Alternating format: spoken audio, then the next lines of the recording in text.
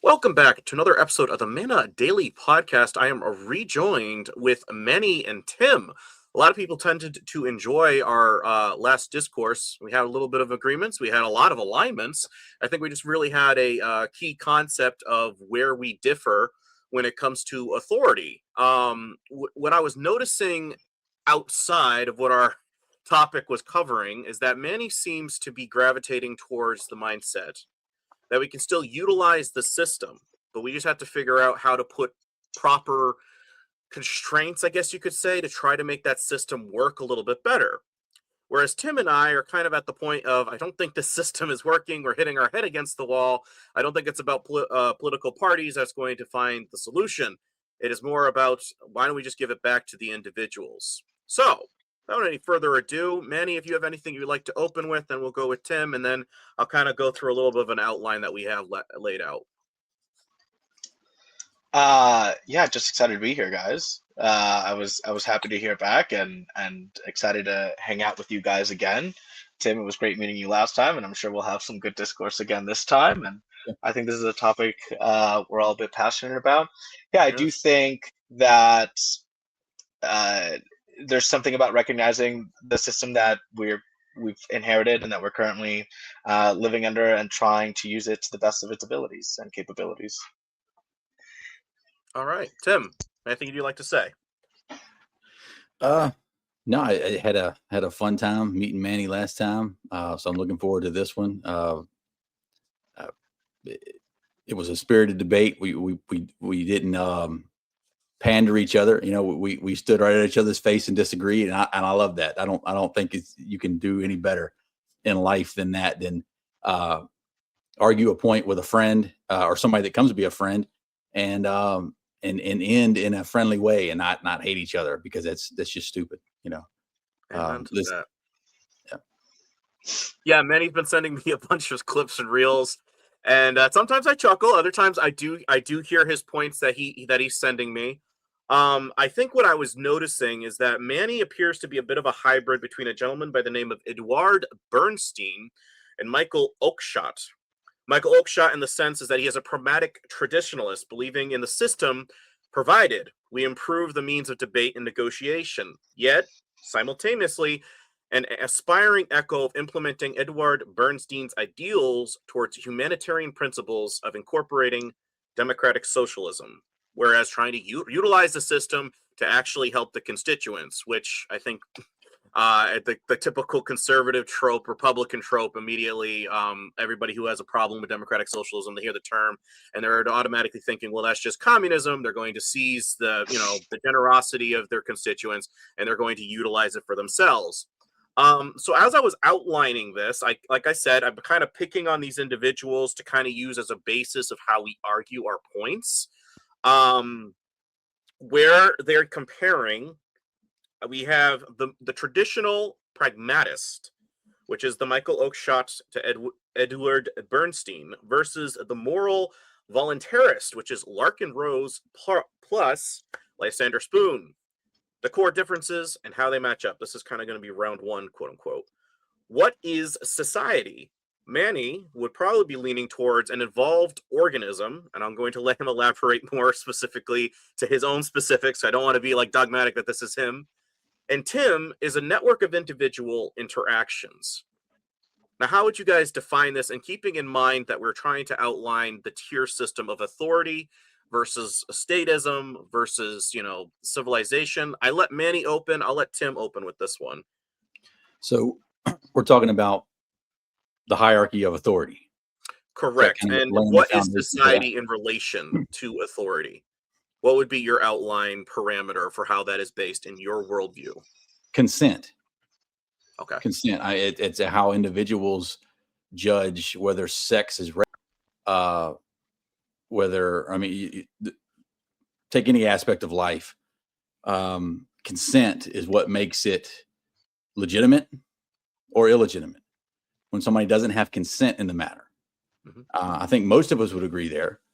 I think everybody on this show would agree with that. Now, when we get to disagreement is when you start to take that principle and grow it on a larger scale. That's when people will disagree, but I think the principle holds true. Consent doesn't go away just because you're dealing with a lot of people, or you're dealing with more complicated things. And my argument would be bureaucracies usually do a very piss poor job of dealing with things complicated anyway. So if you're going to say that we need this hierarchy to oversee us, if it's not consented to, that's a problem. And bureaucracies just generally suck in general. So that's my foundational statement, I guess. Fair enough. Manny, what is society? And how does that relate to your worldview with accepting authority, and or what is the structure to having it properly placed? We're starting off already with a loaded question. We're not keeping it simple, jumping right in. Yeah, society. Never on this show. I would define society as a congregation of people that have decided to create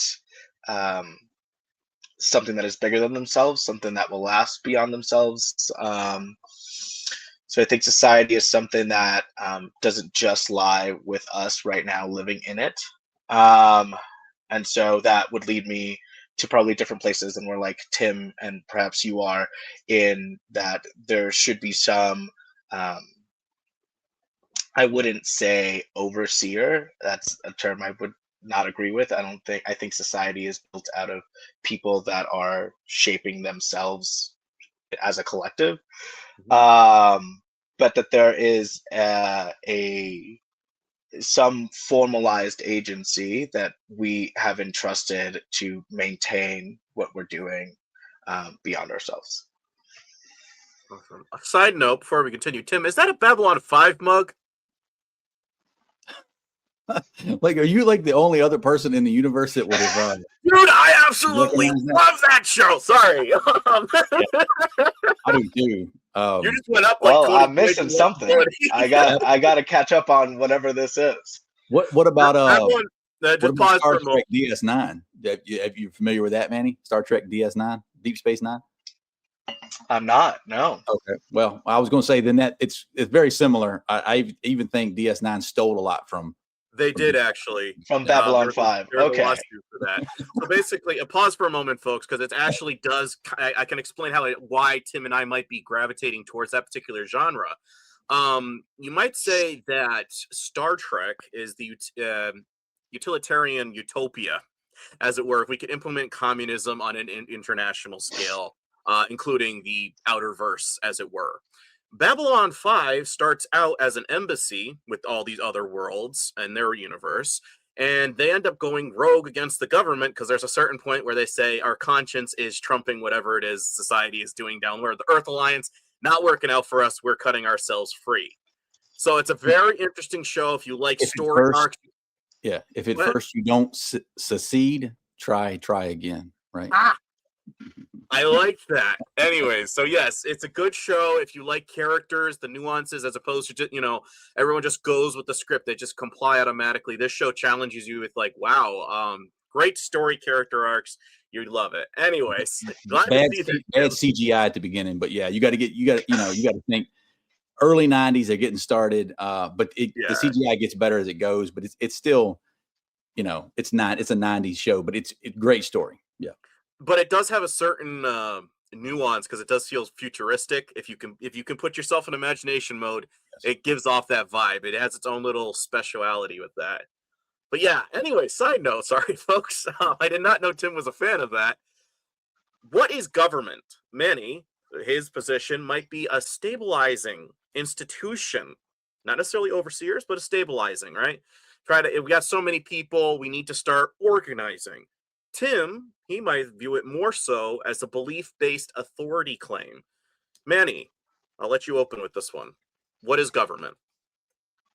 Sure. Government, pretty much going back to what I stated earlier, right? It's an organization of people that have decided to get together to govern larger objectives outside of what is possible on their own. We just lost you for a second. You paused for a second when you were saying larger objective. You continue from that point. Let me maybe reduce this down to a high definition and see if that makes a difference. hopefully we won't get that interruption again. I am living in a rural area, and so bear with me here on the technicalities, on the Okay. technical issues. Yeah, I'm. My belief of governance is that when we are trying to collectively do things that we cannot do on our own, that a group and a body of people get together to then govern those objectives together. Fair enough. Tim, would you say that the description that they had there for what is government is true to your worldview? What you said earlier? Yes, Yeah. belief-based authority claim. Yeah, I would add only to that I think government, the simplest term I've ever heard, and I think the best term that captures what I believe is government is a monopoly on force. So we talk about all these, different monopolies as you learn about in school that I don't really think are monopolies, but government is one of those things that is a monopoly because once they set up control over an area, you can't have competition with that.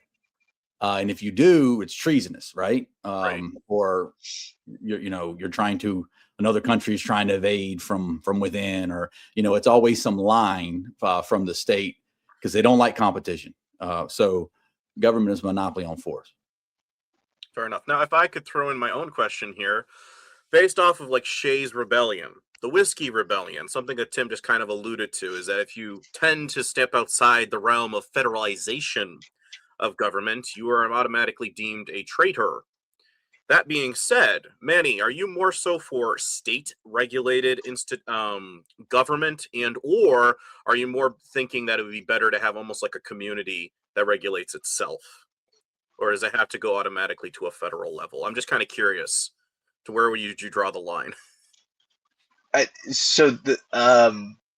guess the simplest answer to a question that I'm not quite certain how to answer is that I don't draw a line. Okay. That there are levels of governance, the more the objective requires of greater input, right? So if the objective is we want to purchase a new vehicle, right? Then me and my household will govern a series of actions towards that objective, and we don't really need anyone else to be a part of that governance towards that objective. If the objective is we want to build a road that goes through town, right? Now that requires more than just me and my immediate household. So a larger group of individuals are going to get together to govern actions towards that objective. If the objective is we want to establish an education system across 50 states, that's a lot more people involved. You're going to need a lot more people governing actions and decisions towards that objective. And so this can go as high or as low as you can imagine, right? It's about what form of governance am I interacting in? Am I using my agency towards, and towards what objective? Fair enough. One follow-up question, and then I'll throw it over to Tim. Because I think he's writing notes. Where would you draw the line for something, say, for like homeschooling? Do you think those individuals have the right to kind of secede in that sense from, I don't have to submit to the system if I'm seeing it as being contrary to my personal beliefs for me and my family and or community? Absolutely. Okay. Absolutely. Right. Okay. Where the decision of, I'm trying to use the words I was just using, right? So like the objective is I want to provide my children an education, right? Mhm. Now, me and my household are going to govern a series of actions and decisions towards what that education will look like, what resources I'll access towards the end of that education, and what it inevitably looks like and is shaped for in that household, right? There's no need to involve another level of governance on a decision like that, in my opinion. So you do believe that the individual has the right to act autonomously outside of the established system that is, correct? To a large extent. Okay, yes, and that's fair. I think that's where we do find an overlap. Tim, do you have anything you'd like to add and or critique? No, I agree, and that's we found some very common ground there. My only critique is, I think when you get to bigger decisions, I don't think the collective can answer those decisions for everybody. You're always going to have a minority that's going to get left out. You're always going to have individuals definitely that's going to get screwed. Especially, mentioned public schools, but he gave the out that he's totally fine with homeschooling. So I totally respect that. But a lot of people don't give that out to homeschoolers. And it's like this one size fits all. This is what we got. You go to the public school system. And so I think when these objectives get bigger, instead of saying we need a big overarching system to take care of them, I'm saying they're too big for this overarching system to take care of. They need to be compartmentalized down where individuals handle all these things. Now, there could be a collective that could decide something as far as a road or something that would benefit people. But why can't those agreements be established and agreed upon voluntarily? That's my biggest critique is, if something is so good that we need, it's a good idea. Well, good ideas don't require force. Good ideas can be agreed upon voluntarily. And you don't need the monopoly on force, the state, the government behind it to enact it. Right. And just to give some clarity for folks, and I think feel free to pitch in where you think you align with. What makes the difference with these ideologies? With Marxism, it is who ultimately rules. The idea is it's a worker state. Democratic socialism, it's an elected government. Syndicalism is industrial unions. And you might say that might lean a little bit into what you're talking about with the roads aspect, right? The unions would then determine, I have the contract for the railroad. I have the contract for this, right? It gets then negotiated within those things. You can fear to disagree where you want. Mutualism is a contract network. And then anarcho-syndicalism is a federated worker assemblies only, where basically it's dictated by a group of people, but it's very similar to what you have with the syndicalism. But they come over and they negotiate contracts of who has the bigger pull with this. Now, where do you think you would align with that? Do you think that should be regulated by a state, a federation, or is it okay to actually start thinking it or create a syndicate or a union for fixing jobs? How do you mean? Yeah. Oh, I mean, there's a lot of Ancaps that would agree with that whole what was the term again? Some of these terms I'm hearing for the very first time. I've never even understood. I've been reading like a nerd on this stuff, so I'm loving it because I love the nuances of how different people think. Syndicalism is industrial. Industrial, yeah. Yeah, I mean, I have nothing wrong. I have no problem with industrialism. I do see that Marx's original argument was against this cronyism. Correct. He termed or people before him, other socialists, and termed capitalism. And his critique, I agree with. I agree with Marx's critique. I don't. And that's why I call myself an anarcho-capitalist, because if this is what capitalism is, and I believe it's true. I think the capitalism, as Marx saw it, as we have, has to have the state to survive, and they've got to have and if you have the state involved with business, they're going to scratch each other's backs. Right. They're going to take care of the ones that are the most connected, like J.P. Morgan and all these things that Marx was watching during his time and seeing the railroad get this unbelievable treatment. And you can say, well, the United States benefited from it, but still, it doesn't change the fact that it was very, very cronyism, and politicians were just helping out their buddies that were in turn then patting their pockets. And that's what he hated. It was like, we need something that's by the people, but instead of rejecting the state that enabled this cronyism, he, doubles down on the state. And so, but yeah, I don't know if I could go with any of them. But there are some ANCAPs that would. I'm just not one of them. I'm more of a black market ANCAP. Well, again, so that would lead into personal contracts in a sense. It's like, well, we'll get it worked out, but we'll do it behind closed doors. We don't really need someone to interfere with that. Now, to veer back into Manny, I'll let you give a sentiment of what you think out of those 5 to 6 categories. But as well, I know you sent me a reel regarding the nepotism as well that you tend to see frequently within politics, and I 100% agree with that. I am so done with seeing the cronyism, the nepotism, the basically the insider trading, the lobbyists or political prostitutes, as I like to call them.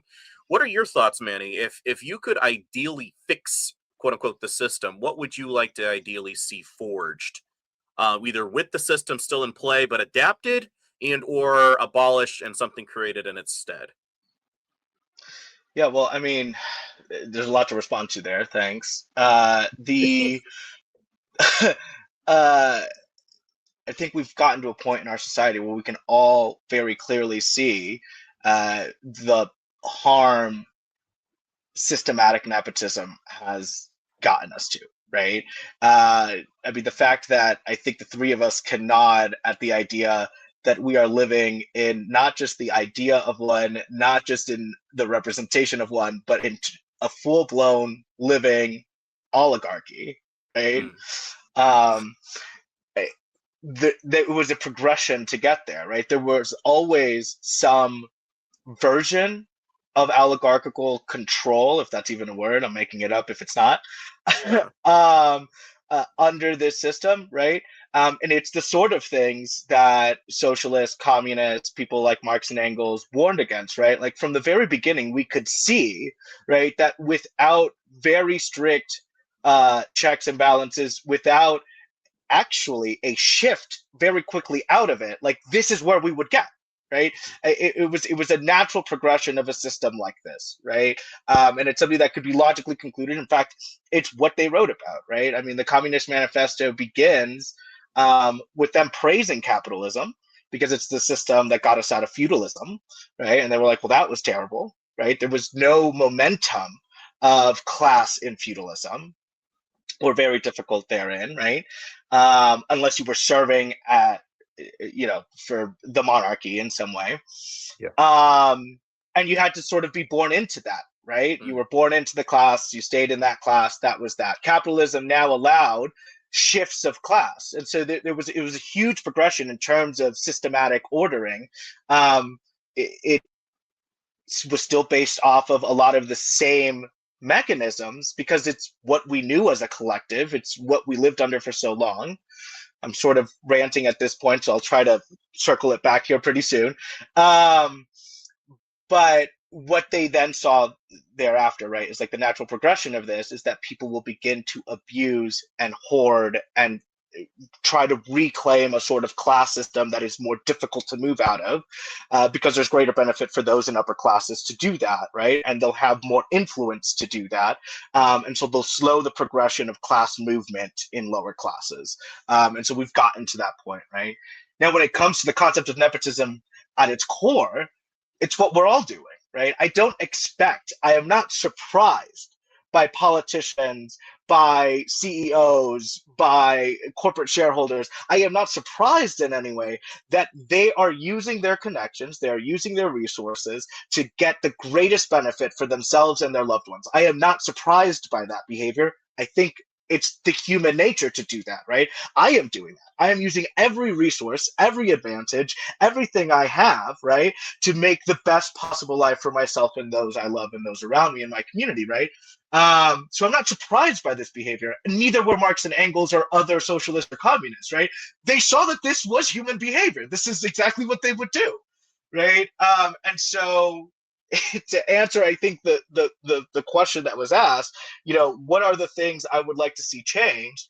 Well, I'd like to see a shift out of the ability for this great control, right, by shifting decision making and production control and resource control back to the people, right? It's something that we've never really seen done before, right? We've seen other nations claim things like communism, but then have dictatorships, right? And so how can you claim communism when the workers don't actually have control over the resources they're using and what to produce with those resources, right? Like that is at the basis of what socialism or communism would need in order to actually function.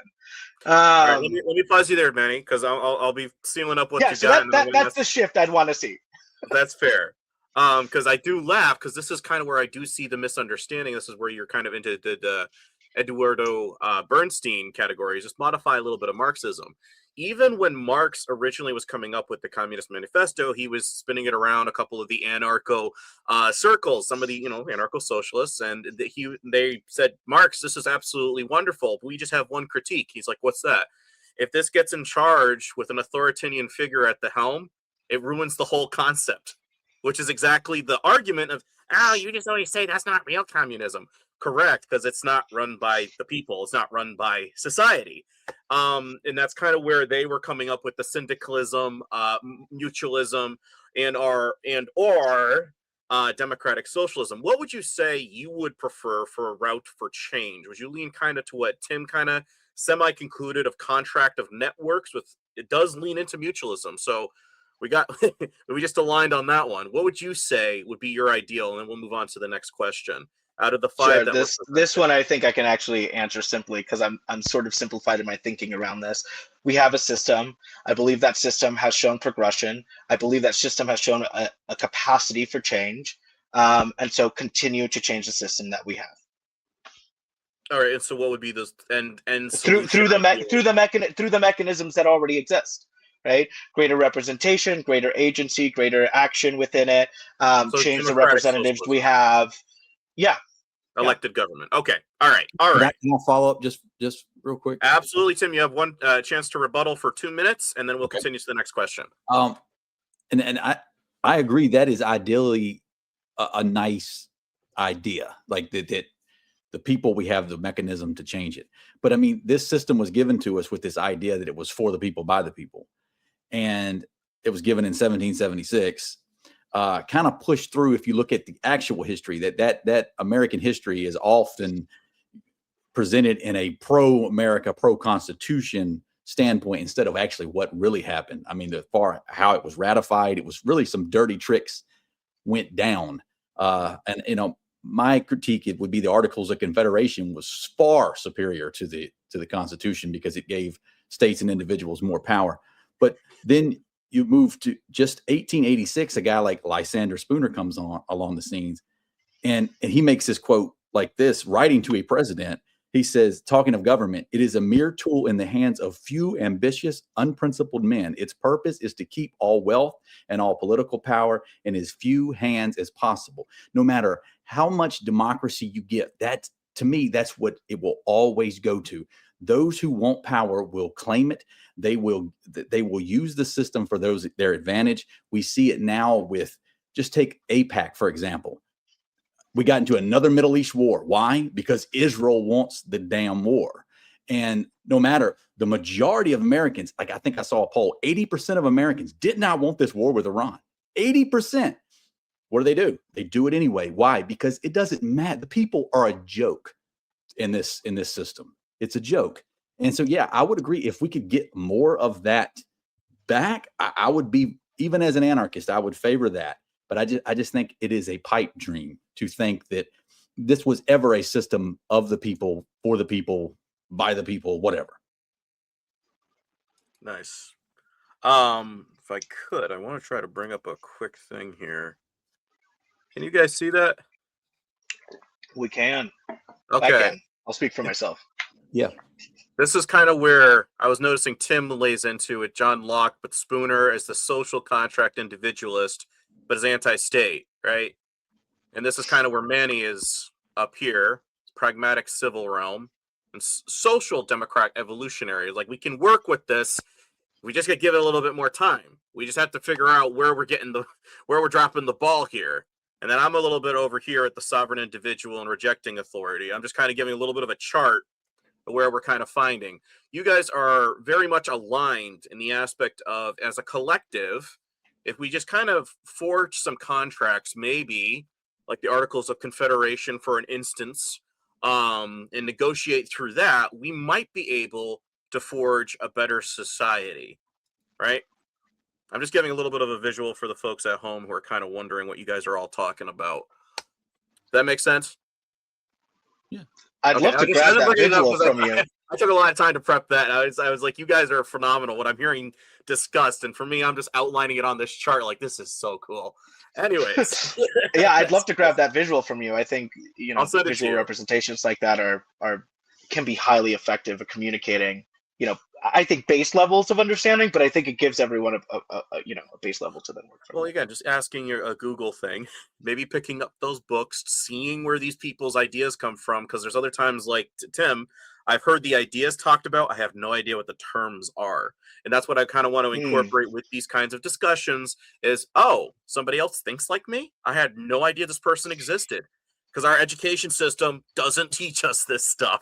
And it's finding those little nuances of connectability and where we kind of lost that over time, whether it's too much information, whether it's making us all focus on the news and not processing history or ideologies, just weighing the pros and cons. Next question. The coordination. Manny might say that it requires shared practices in order to eventually come to some agreement. Tim, only legitimate with consent. If you're trying to coordinate all of this stuff, it's only going to be working if I consent to it. The other one, Manny, is saying, well, we're all a collective. We're all humanity. So why don't we just all come together? Because we obviously all want something from this pie. So why don't we all just kind of come and speak our piece? Whereas you're over here saying, Tim, I hear that, but what if somebody's saying something that I don't agree with? We're going to have a problem right from the get-go. Manny, I'll let it open with you, and then we'll let it go back to Tim. Sure, I'm just writing down a thought real quick. Sure thing. I guess I'll just start with what I'm writing down. The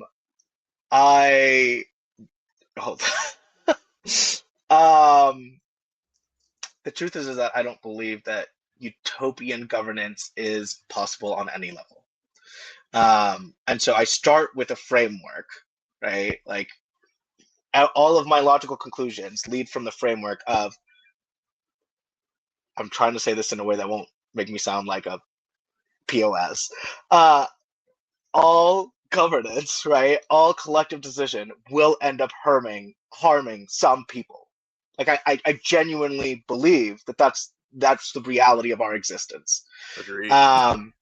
I spent a lot of time, particularly in my younger years, in what I called my hippie phase, trying to form smaller governing bodies doing sustainable community development out in rural areas, creating bylaws amongst a small group of people living in community together, mostly off-grid or entirely off-grid.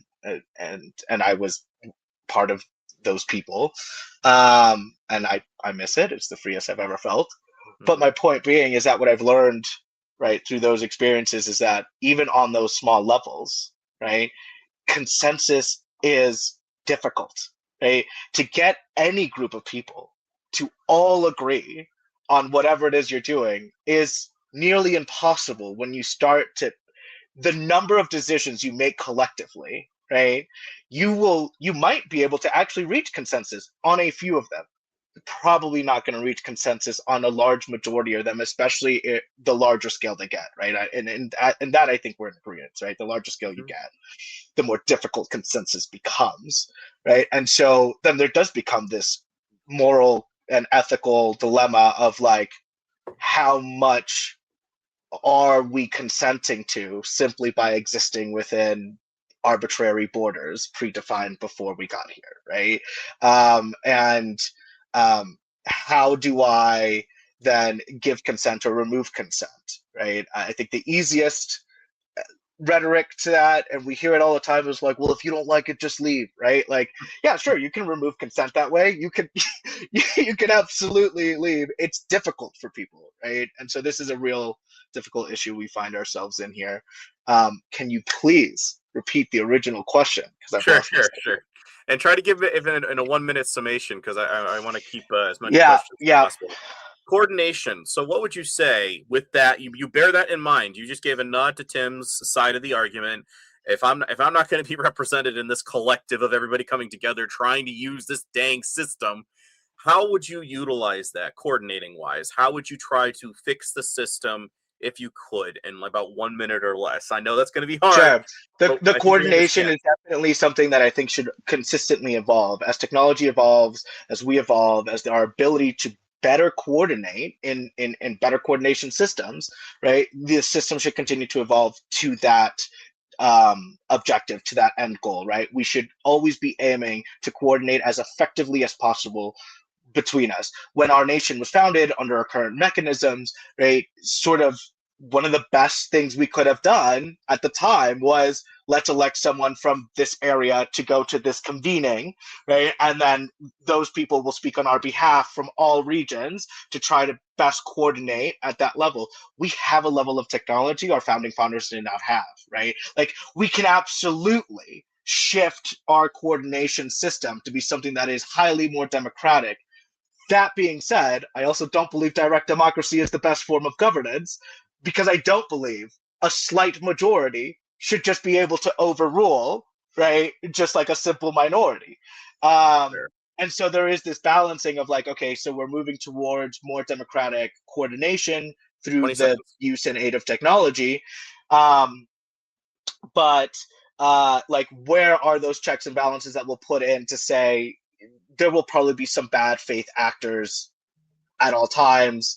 How do we ensure that we're not allowing them to over influence and deprive minority populations of the benefits? All right. Fair enough. Tim, your rebuttal and response? Yeah, well, consent. I mean, yeah, that would be where I would line up on. And it's funny how that you mentioned you lived kind of in a commune sitting in your setting, and that was the freest you ever felt. I mean, that just that did my heart joy, man. It really, I like that. That's awesome. I don't know if I could do the communal thing, but maybe I could. But yeah, I think the farther you get away from bureaucracies and consolidated power, I think the freer you can feel. And that's why I live in rural America as well. And collective decisions, I think, are usually bad. I don't think they've ever been the best decisions. You can take a lot of them just in American history, but we can go back a little further. Like the whole idea. I know this gets in the Bible, and some people look at it as not the way me and Brandon look at it, but it's more fairy tales. But the whole idea of the Tower of Babel, these people collectively got together, democratically voted, we're going to build this tower, and God broke it up. I think, and that was an example to show us that every time man gets together, when force is involved, it's usually some bad ideas. And yeah, another thing he said, it cracks me up, was people say, if you don't like it, just leave. I get that daily.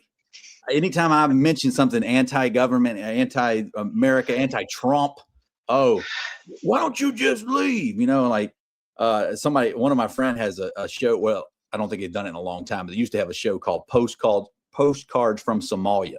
It was, it was just kind of a play on words of, why don't you just move to Somalia? Because that's like the most, I guess, anarchist country. I don't know. But I agree with you on direct democracy, although I think we disagree on what that would mean. I think direct democracy with protection of individual rights and consent can only be found in a type of system where things are voluntarily funded. Because a voluntarily funded thing, I'm not going to have the ability to make you do something you don't want to do. And also, even if it's funded, I'm not going to be able to violate your rights if it's voluntary. But now if I have the power of the state behind me, I can violate your rights just with strict democracy. And so, in this world, I think we have the technology to do this type of thing. It's called GoFundMe. It's called a lot of different things that people can fund if they see value in it. Put your money where your mouth is. And not everybody has to have a ton of money to fund it. You can fund it with a small amount and you can still be part of it. Or you might be the one that's on the benefit side of these GoFundMes. And I think voluntary exchange and people helping people is always going to be superior to guns to the heads and you must do because I say so. That veers exactly into the next point. I'm going to give Manny 4 minutes to respond. The biggest dangers for both, Manny might say it's going to be a social breakdown if we do not have some sort of tier governments. Tim might argue, as he just kind of ended his statement, with moral illegitimacy. It's like, well, at a certain point, if your guys are all coming together as a collective, you're going to start forgetting about the individual being represented, and then it ends up becoming my party's in charge. Now you're due to suffer. The other one's going to say, now my party's in charge. Now you're due to suffer. And it ends up being a topple turtle. You know, you're stuck as the individual getting screwed by both sides. But guess what? You still got the Constitution. So, Manny, your response. What is your solution then? If there's dangers on both sides, if you don't have government and there's a social breakdown, what would be your solution? What would you suggest to try real communism, if you could articulate that? I want to make clear that I'm not an advocate for communism. Well, I'm saying again, not authoritarian communism, anything regulated by the state.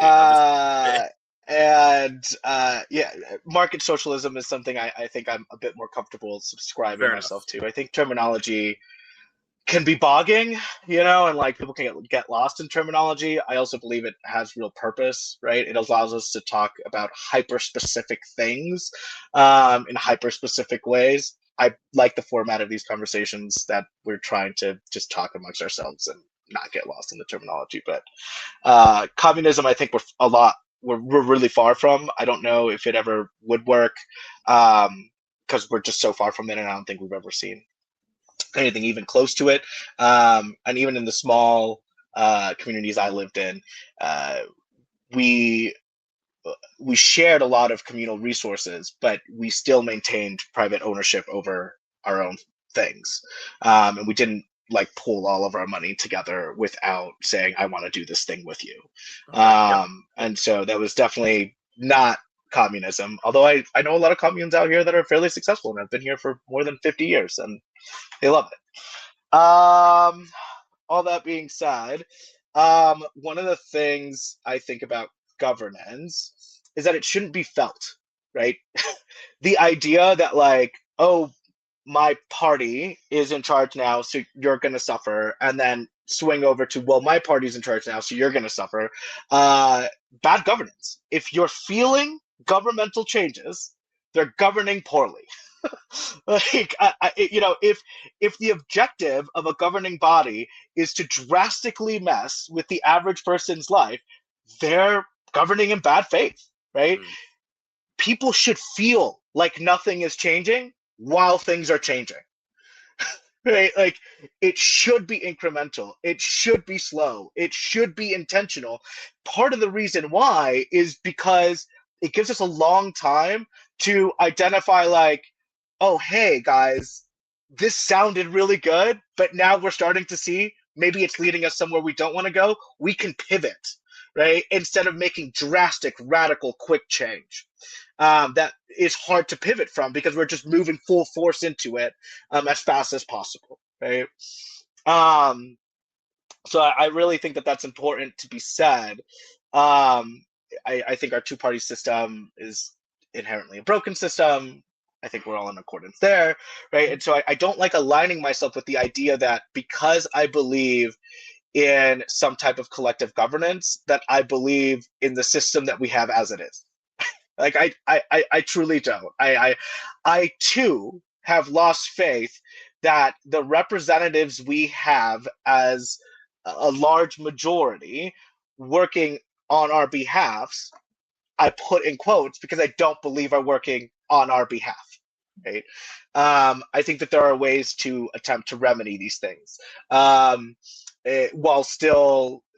Without having to dismantle or completely revamp the system that we have, because it's talking about a concept like consent, right? A lot of people feel like I haven't consented to this system. I really don't want this system. But also, can we all collectively say we don't want any system, or can we all collectively say we want a drastic shift of this system? Because either of those things are going to drastically impact our lives. And in the short term, negatively, right? Long term, who knows what comes of that, right? There's some short term pain that has to be felt for long-term benefit in a lot of situations. And that claim can be made in something like this too, right? But like, how do we get a group of people to consent to that level? So I would say something like, for example, what Wales is doing right now. They have a law on their books. It's currently under review, scheduled to pass before the next parliament election that they have there, where politicians can be de-seated and face jail time and prosecution for intentionally disseminating disinformation or intentionally trying to manipulate their populace towards something that was done disingenuously. Yeah, that's those are the sort of stopgaps we need in systems that are representative of large bodies, right? When we're working at our current systems like what we have here, right? That is something that will highly decentivize, right? That sort of behavior on that scale. Awesome. And again, this is why I said Edward Bernstein, because he was critiquing a lot of what Mark said. He's like, I think we need to reel it down from a full authoritarian communism extremes, but he did have some sentiments, as even Tim said. I agree with some of that. And I'm not paraphrasing Tim. I am saying what Edward Bernstein was saying about in regards to this whole thing, as well as Oakeshow does agree with you, saying like, I don't think as well we need to throw the baby out with the bathwater. We're getting rid of the system entirely, but we need to start implementing some checks and balances for accountability. And one more thing I will throw towards Manny for the audience's behalf. I think he would also be even stating something like the Patriot Act, which is signed in like 3 days. No, need to slow that down because that ended up screwing the American people. Or throwing in, what do they call it? Bacon into a pork bill, as they call it. Sorry. They're throwing pork into the bill. And it's like, did you even read the 2000 something documents or whatever you're sliding in with this? And then you're just saying that this is all collectively part of this bill that we agree with? No. And I think this is kind of what Manny's implying. This needs to be regulated. Is that true? That we can actually use the mechanisms we have right now to stop a lot of the behaviors that we have seen were getting us here and now are not in agreement with, right? Like, yeah, right. One topic per bill. That can be a bill, right? That could get passed. Let's make one collective decision at a time, please. Okay. Tim, your response. Yeah, and I would be for that. Even as an anarchist, I wouldn't vote for a politician to do it, but I would be for line item. You know, you got one item, and that's what you're going to bring to the Congress, and you vote on it. But in the system in which we live, I don't see it ever passing, because the people who control the politicians would never allow it. They're the ones who are truly in power. Whether it's big pharma, big tech, APAC, the Israel Council, or whatever you want to call it, the cabal. I'm not anti-Jew. I'm not. I know I get that all the time. Not ethnicities, for clarity, for the audience's sake. Yeah, I know. You mentioned if you're anti-Israel, you're anti-Jew, which the majority of stuff I've learned about that made me anti-Israel has been from Jewish people that hate their country. But anyway, most of the books that I have, dude, a lot of them are from Jewish thinkers and authors. So that whole argument would be like, guys, I'm literally citing somebody. Like, let's not go there. Yeah. Anyway, the guy who I claim to be king is Jewish. But yeah, anyway, he mentioned, you know, are you going to fill it? And I agree with a lot of these sentiments. If I'm just more of a skeptic, I don't think it's ever going to come to pass. But like, you shouldn't feel these laws. It shouldn't be like, you know, the Trump administration gets in and ICE goes nuts, you know. But I think it's purposeful. It's done on purpose so that the right or the left gets all up in arms, and then there's a pendulum swing back, and then they can go even further left, and they're able to do things that the left want to get done that also benefit the people who are in power, benefit the state, the system, but it also benefits big pharma, big tech, whatever. They're going to lock down more on the right when they get in power because they thought the right went too far this way. And so all these things are really just going to lock down more on us people. And it's a pendulum, but the powers that be that hold this thing together, they're the ones who are benefiting off this infighting between the left and the right. And because what grows? The police state grows. Right. The left may talk about how that they want to limit it, but when they get in office, they'll grow the police state just the same way. The right talks about how they're pro-gun, but when the right gets power, they're the ones who has enacted most gun laws with like Reagan and Bush. And so, it's just a thing to keep people under control to me. And then he mentioned the whole argument of what they're doing in Wales. And it sounds good. It sounds good on surface, but who governs the governors?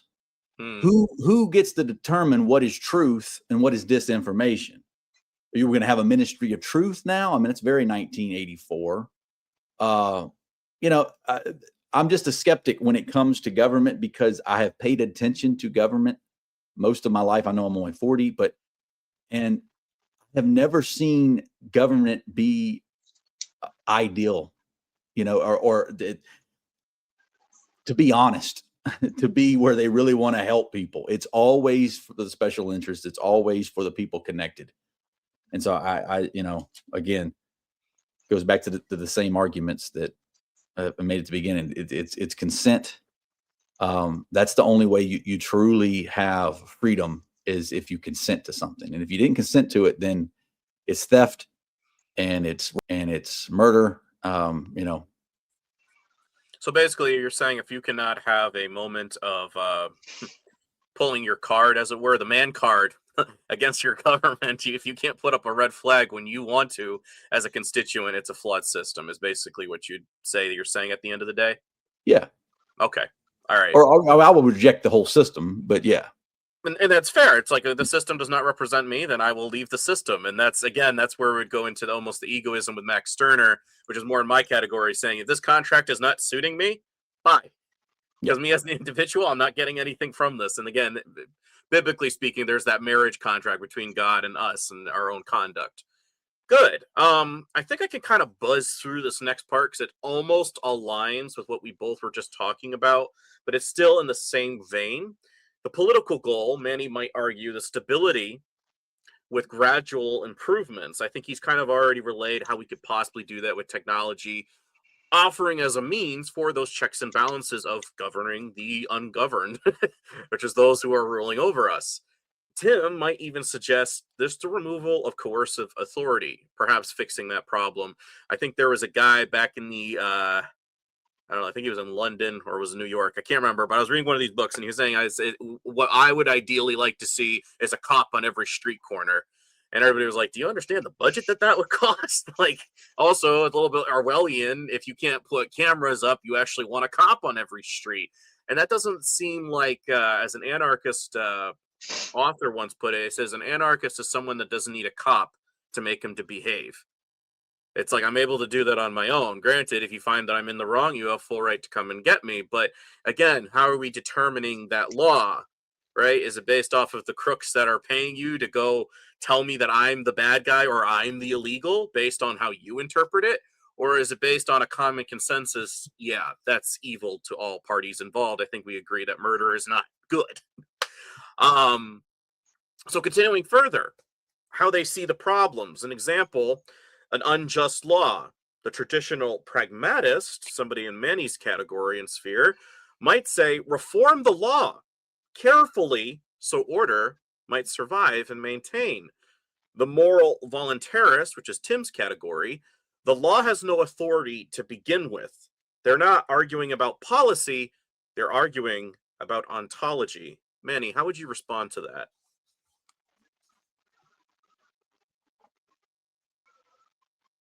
No one person is an authority. No, that's okay. No one person is an authority over a group of people. Skepticism is required in governance. Humility is also required in governance. Just because I don't agree doesn't mean I should stop the whole thing.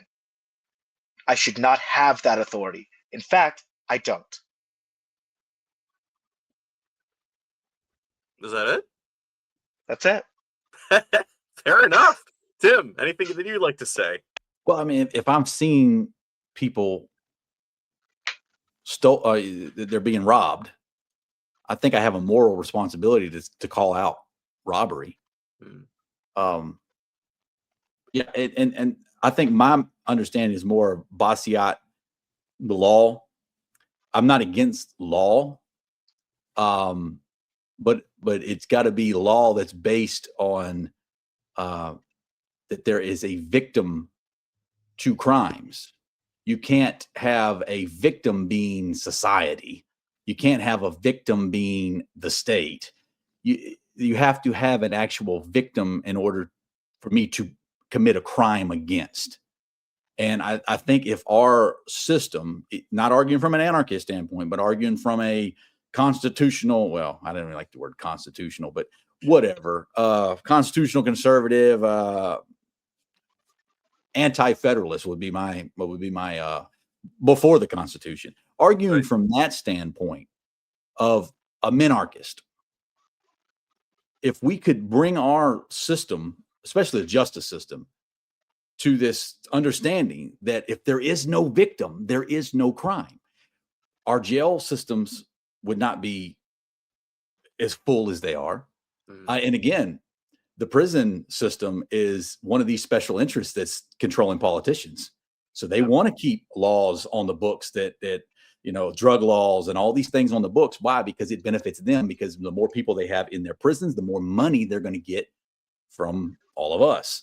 But if you could simplify the criminal system to, is there a victim?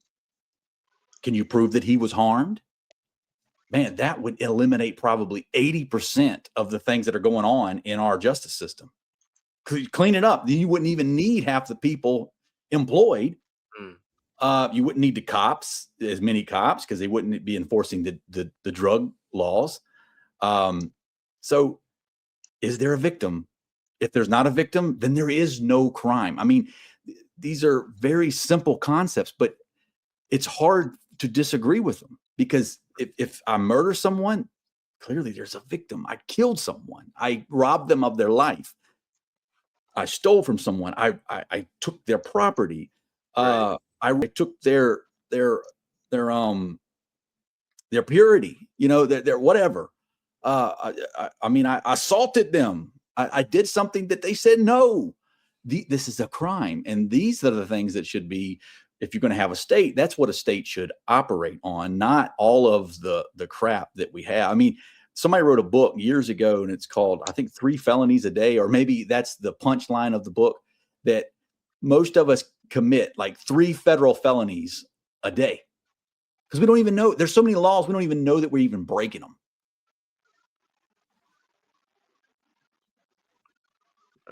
Are you done? I was looking up to see if there's a book. Yeah, there is. There's 3 Felonies a Day: How the Feds Target the Innocent, and it's a book by Harry Silverglate, and that is Silverglate as in silver, Glate. Talking about federal crime is so vast and vague that ordinary citizens unknowingly commit multiple federal crimes daily, giving prosecutors immense power to indict anyone whose seemingly innocuous behavior, as seen in the cases of Martha Stewart and Kenneth Lay. The book contends that federal prosecutors have expended their interpretation of the statutes beyond the original intent, creating a system where the average person is constantly at risk of prosecution. Yeah, it's a big business. Look who benefits from it. You've got the prison system. They've got lobbyists. They're benefiting from it. The cops are benefiting from it because they get more money, because there's crime, there's high crime. We got to have more funds. You got to give us more money. The lawyers are benefiting from it. Right? Dude, guess who wrote, sorry, if I'm not mistaken, who was the lawyer for Trump? Was it Alan Dershowitz? Well, that was Epstein's lawyer, but yeah, he wrote the foreword for this book. that's ironic. Sorry. Anyways, Manny, would you like a chance to rebuttal to what Tim said? I think, if anything, I'm hearing a lot of alignment of agreement here.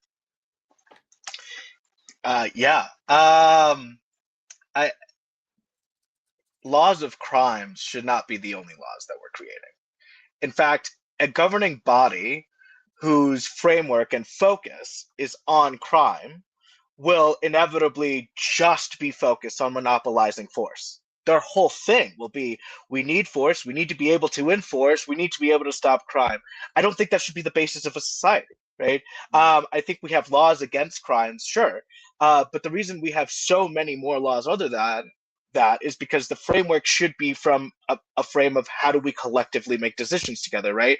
Like there is a law that says representatives are elected and they're elected for these amount of terms and they serve on this basis, and individuals are able to engage in this governing body in this way, right? Like all of those are laws that are written in so that there is a pathway for all of us to be involved, because consent is important, right? And so a governing body without laws that dictate how it governs, right, means that then people wouldn't be able to voluntarily choose to engage, right?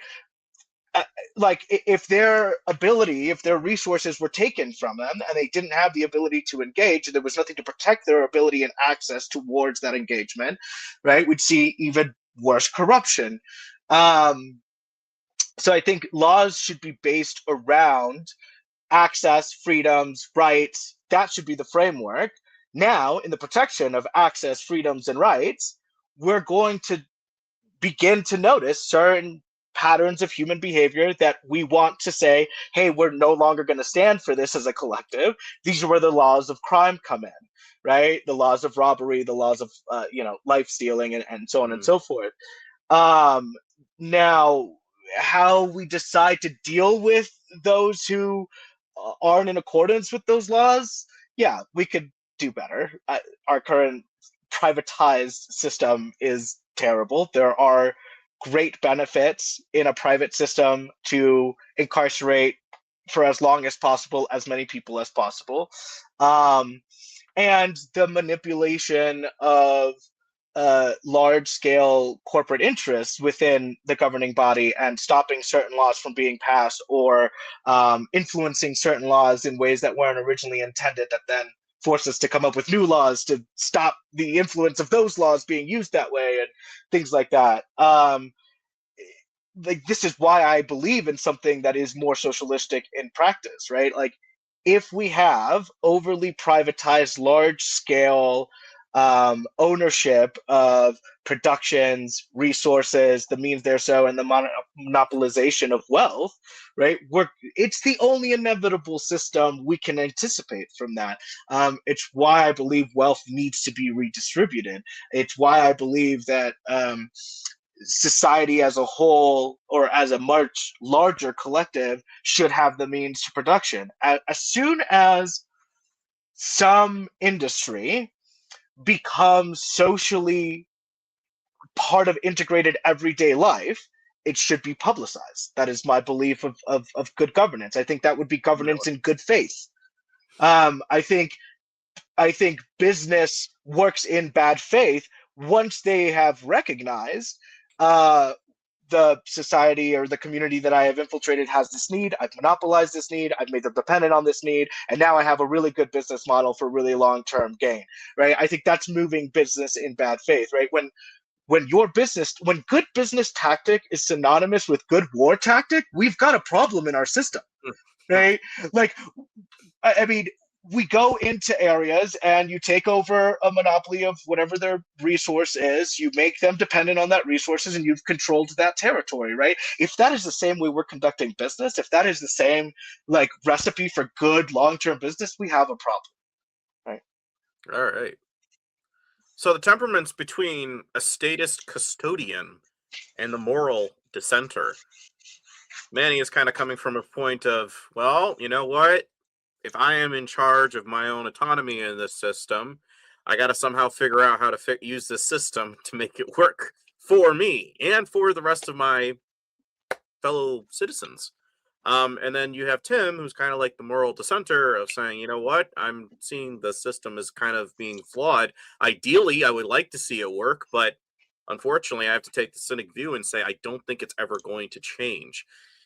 Trust the baseline for both. Manny would say, trust the inherited systems.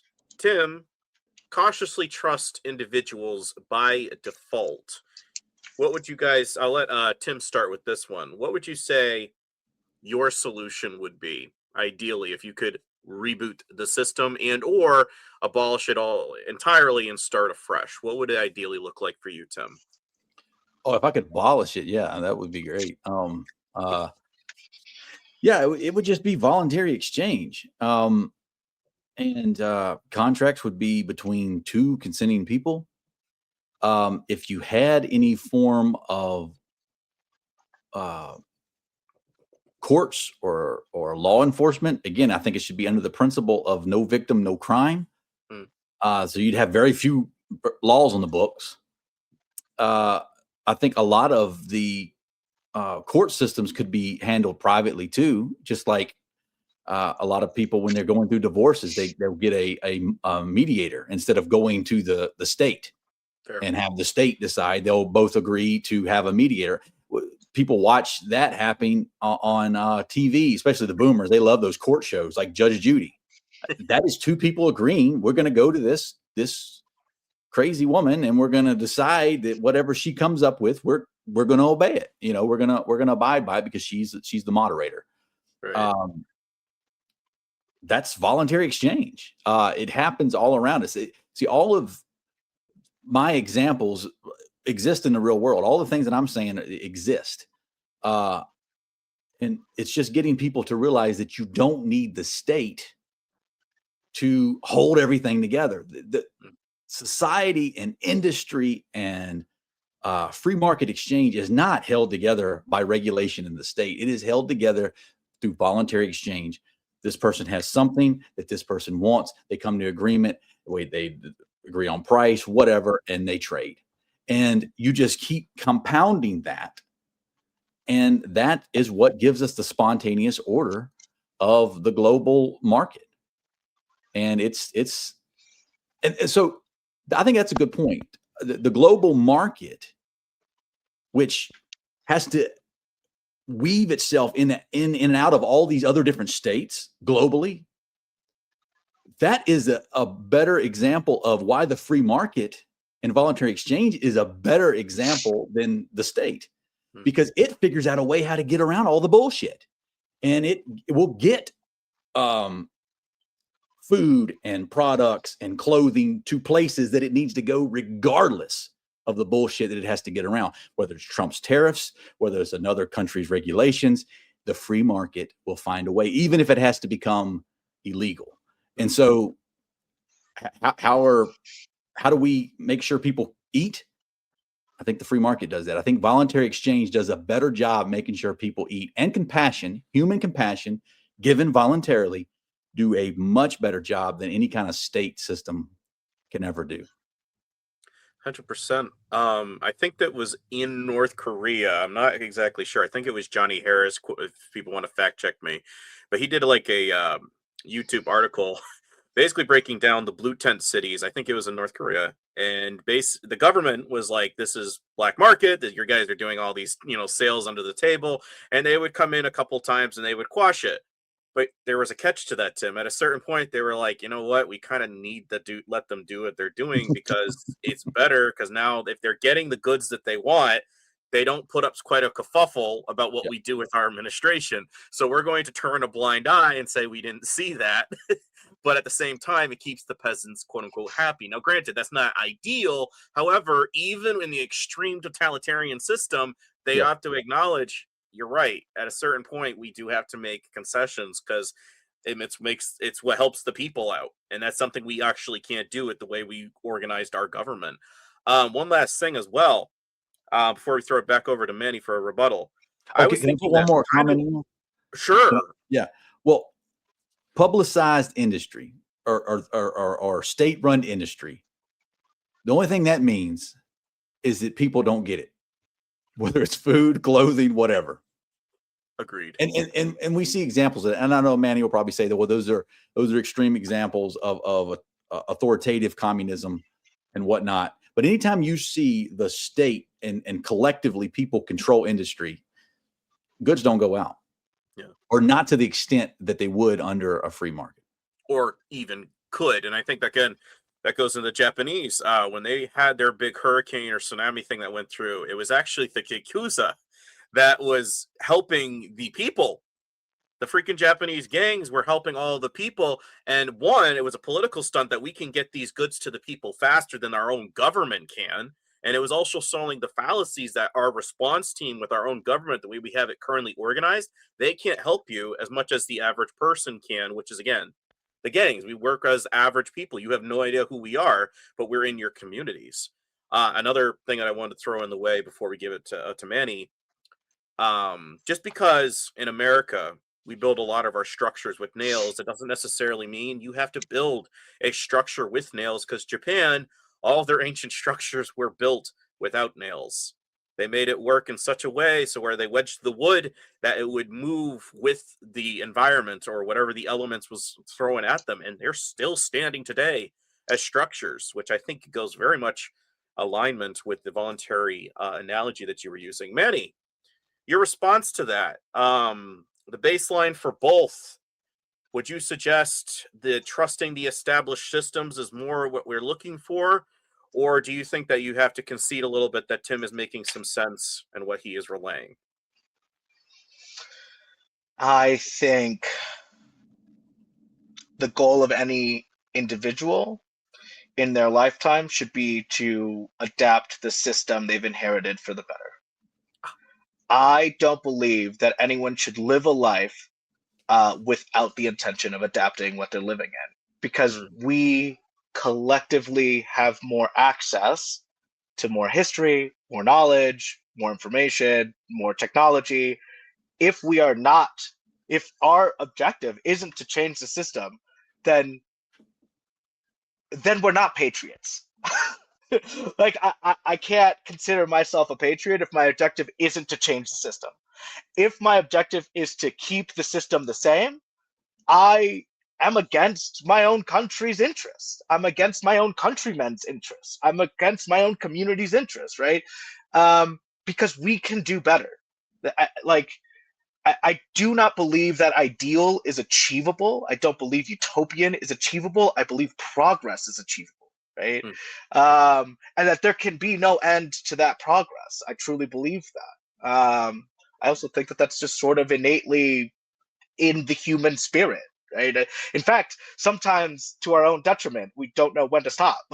You know, we could have been just fine with the level of technology we had quite a while ago, but there is this innate desire to continue, to build, to do something different, to use what is to something else. And so I think channeling that sort of like innate human spirit into I want to make my country the best version or my state the best version that it can be, and adapting its current system, I think is the correct way to move forward. I think that process has to be voluntary, right? I agree. Consent is an ethical, moral issue that needs to be addressed at every level. I do believe that voluntarism only exists if your rights are protected, right? If your ability to engage is protected, if your access to resources required to engage is protected, right? Like I only believe that we can say we are a free people if we protect the freedom of the people. Because if not, people will abuse, right, their access to resources, their personal capabilities to benefit themselves greater than those around them in many cases. Perhaps not in all cases, but I don't believe in the utopian being. So yes, while in some communities something as simple as we have the ability to decide for ourselves what we're going to do amongst ourselves would work, in other communities there would be some individuals that would be able to monopolize their force over others and unfairly be able to get others to coercively agree to contracts, right, that they don't want to consent to, but that is in their best interest under the current power structure they're locally facing, right? I think those people wouldn't feel free in a system that didn't protect the freedoms of us all to voluntarily engage at a level that we feel comfortable with. And when we talk about the state and the state's ability to do that, I want to make clear that in my understanding, all the state is a set of documents. That's all a state is. A state is a set of documents that says us collectively are going to function in this way. People functioning within a state, right? All they're doing is making judgment calls based off of those documents, right? We have said we're going to function in this way. Are we functioning in this way? Yes, we are. Okay, let's continue. No, we're not. Okay, we should stop something, right? These are the judgment calls that people are making as a function of the state within a state. Because the state is just a set of documents. It's the set of agreements that we've agreed to, right? And they can be changed. And they can be changed. Right. I think we can cap it there. Because I totally hear where you're coming from, and I think this is where we both as well agree. As I was saying, even with Tim, and I think this is where we all three-way agree. If this contract is not working out as it's laid out, I have full right to secede or just walk away from it, because obviously we originally came to agreement with this, and now nobody in this group is agreeing to this any further. So why am I continuing with this contract if it's been null and void by one of the parties in this group? I think it's interesting that you guys always have the gift of continuing into the next point without me actually even saying it, because literally it's written here. Manny believes in stored knowledge, the wisdom of forebearers. So I was like, yeah, that's kind of how he just opened his statement there. Tim would be saying it's stored compliance. In a sense, I think both of you kind of agree it's a form of status codependent Stockholm syndrome at a certain point. You keep saying the system's hurting me, stop hurting me, and yet you keep saying, yeah, just one more election, maybe this time it will fix it. And I'm not saying that's, throw the baby out with the bathwater. However, I would almost, considering this has been kind of summed up, I'll give you guys each 3 minutes to respond. I think it would be fair to say that Manny is correct. There's something there for the wisdom of at least trying to examine what was done in the past. I think somebody in the more conspiratorial anarcho category of myself, maybe a little bit with Tim, they would say, well, let's examine what were the intentions behind these individuals. And currently, does that affect the individuals that are currently in existence? I'm going to let Tim open. How would you resolve this issue? In the sense that if you could educate people how to treat people, and I'm not saying that we'd be dogmatic and we force, Christianity down somebody's throat, but implementing basically the ethics of the golden rule with people, how would you suggest implementing that with the community? Do they have to be done by the state, or do you think that's something we need to start focusing on the home? Because Confucius once said the strength of a nation derives from the integrity of the home, and I am in full agreement and alignment with that. Do you think it starts at the home, or do you think it starts at the state with legislation? Well, the state would never espouse the ideals that I'm talking about anyway, because it would be detrimental to their self. Yes. So of course it has to begin at the home. That's why I do the things I do. I know it's not much, but that's why I do Spooner Sundays, and I take these quotes from a guy who I think was a pretty cool guy, Lysander Spooner. That he was anti-slavery, he was anti-state. He even made his own post office because he didn't think the government did a good job delivering mail, and they don't. So I try to educate people in the way that I do it, with little short shows, with music, my anti-state music. So I think that is our road forward. I'm a bit of an optimist. I think that 50 years ago, you mentioned consent and voluntary exchange and stuff, and people look at you, especially during coming out of World War II, and it was all this collectivism and all this patriotism and all this, ask not what you can do or what your country can do for you, but what you can do for your country. It was all this brainwash type mentality of the state. And today, I think it's a whole lot less than that. Even the people that were fooled by Trump and voted for him now have turned on him because he runs on a platform of no war. And less government, going to do something about the debt. And he's raised the debt through the roof, more so than his predecessors in a short time. And he's engaged in more war. So it's like people are starting to wake up that this beating your head against the wall every 4 years or every 2 years or whatever is not working. Because I think it was Tom Woods, and I'm not endorsing Tom Woods because he supported Donald Trump this last time, but I think it was Tom Woods that said, every time you vote for president, no matter who you vote for, you get John McCain. And it's very true. You get more war and you get more debt. And in that respect, I'd almost take the welfare over the warfare state. I think it'd be a whole lot cheaper. I really do. Wow. I think it'd be a whole lot cheaper. Wow, well said, Tim. Sorry, that was really good. I mean, yeah. I mean, I think anybody with a brain would rather. I'm not for stealing anybody's money and redistributing it and giving it to other people. Right. But at least if you're going to steal money from me, give it to somebody that, I guess, I don't even know if it helps them, but there's a chance that it would help them. You know, you're giving it to these war hawks. You're just killing people. Yeah. And so I don't see how anybody can be pro-war and pro-statist in that realm. So I definitely have more common ground with the people who are more welfare-oriented, healthcare. I don't agree, but I can at least have a conversation with you. If you're all you want to do is just go blow up brown people, then I don't have much. I don't have much common ground with you. Right. But as far as we mentioned how the state, Manny, you said the state functions on documents. And I agree to an extent, even though I think the state is the best definition is a monopoly on force.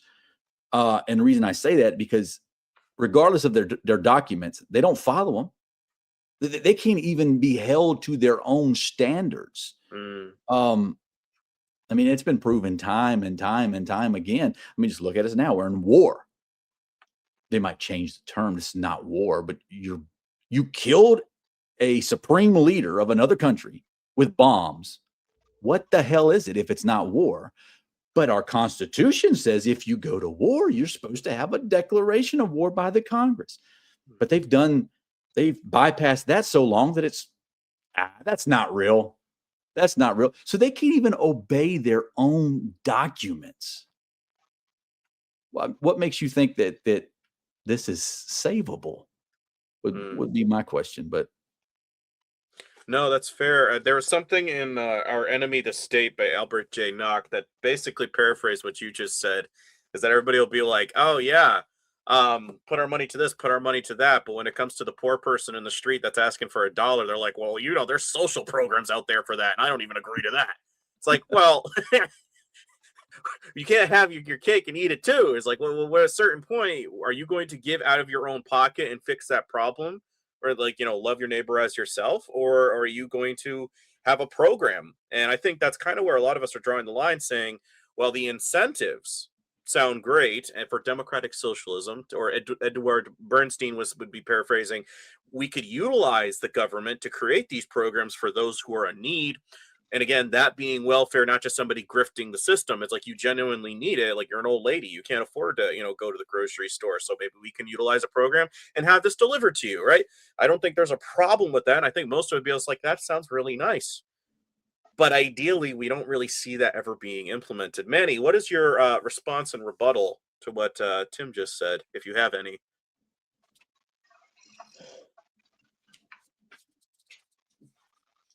And you got like 4 minutes. I'm just trying to clock it. Yeah, so yeah, that's all right. I'll take 20 seconds to think.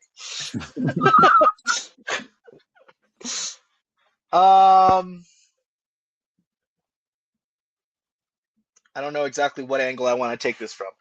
I guess I'll just share some general thoughts. I believe a good system is a system in which the wealthy want to access public goods, right? If we measured what would make a good transit system by well, do the wealthy want to use it? Is it better than them having their own cars? Then we would be making really good transit systems. If we measured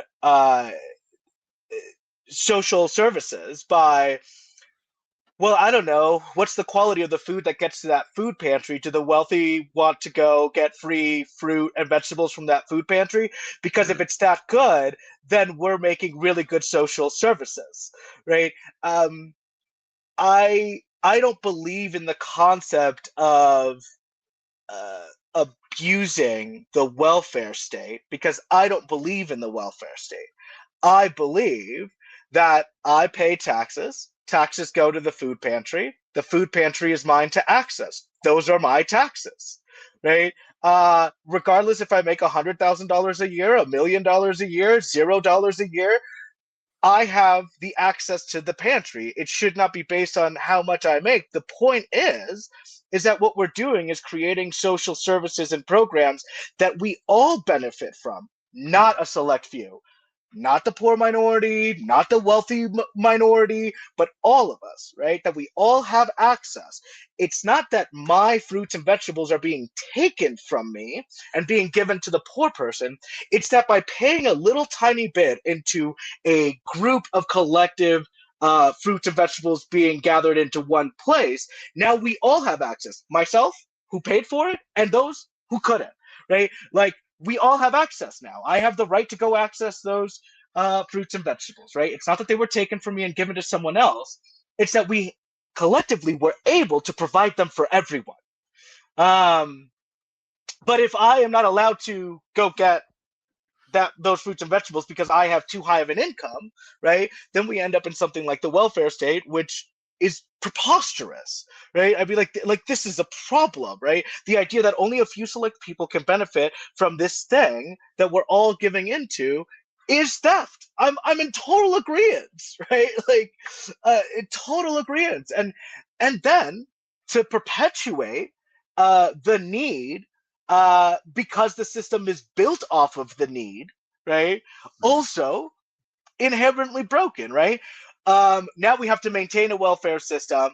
Well, the only way to maintain a welfare system is to maintain people dependent on a welfare system, because those are the documents we have. That's what we've agreed to. That's what's happening, right?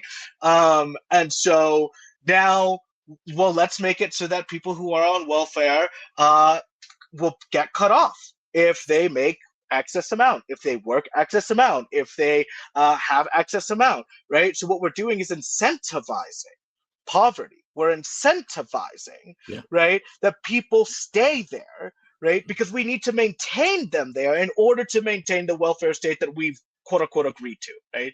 It's an inherently broken system. The idea should be create systems that we all have access to, not systems that only a select few of us have access to, depending on the characteristics of their lifestyle, whether that's poverty, whether that's wealth, whether that's race, whether that's like whatever it might be, right? The idea isn't that a few people have access. It's that all of us have collective access to the thing that we collectively produce, that nothing is being removed from me. It's just being brought to a point that we can all access.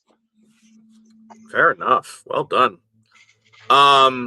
Yeah, and I think you just kind of defeated the whole purpose of somebody was tuning in. They're like, why did you bring a communist on? You just totally debunked that whole thing with that argument. Hence why I couldn't place you on a left-right paradigm, because these two guys, it's like they're not necessarily arguing my way is the right way, but why can't we try to use the system without also incentivizing the system?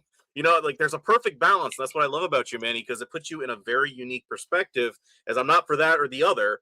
I'm right in the middle, and that's where both those guys that I listed you in the category, they fit you to a T, which is very unique, by the way. They said that as a very low percentage of the population that think like you do. Just FYI. The next thing. Well, we've been taught to feel shame for accessing resources we pay for. That's right. The greatest scam this system has done. Yep. We have been taught to feel shame to access. Yeah, go ahead. Go ahead, Tim. I agree with a lot of what you said. But you made a good point. What do the wealthy want? Like, let's look at programs as far as what the wealthy would want. Okay.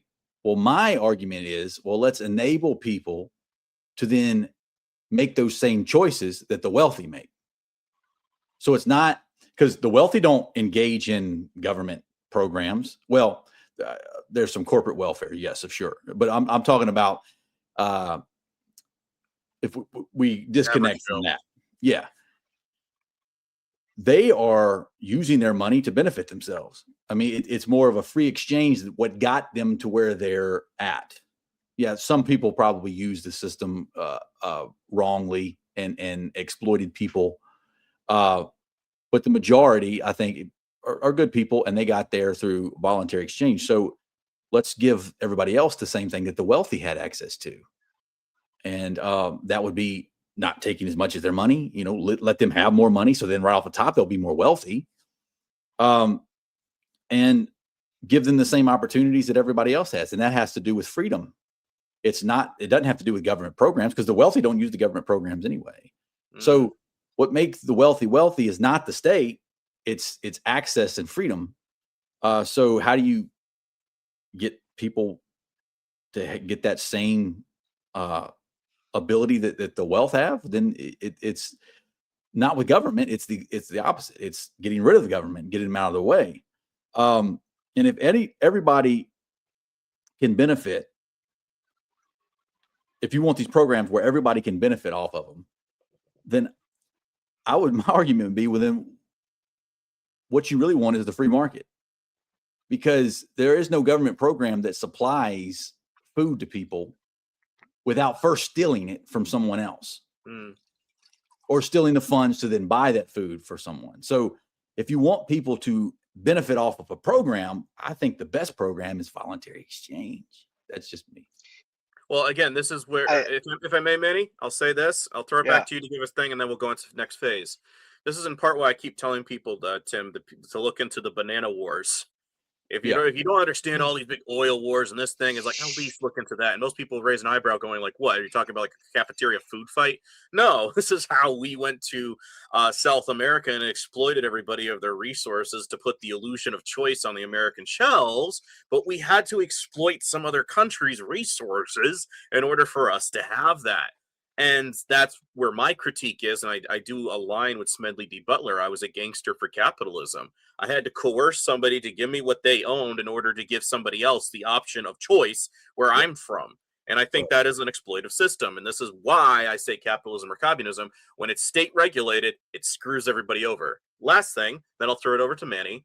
There's a book, Poverty for Profit, How Corporations Get Rich Off America's Poor, by Ann Kim, and that's Ann with an E.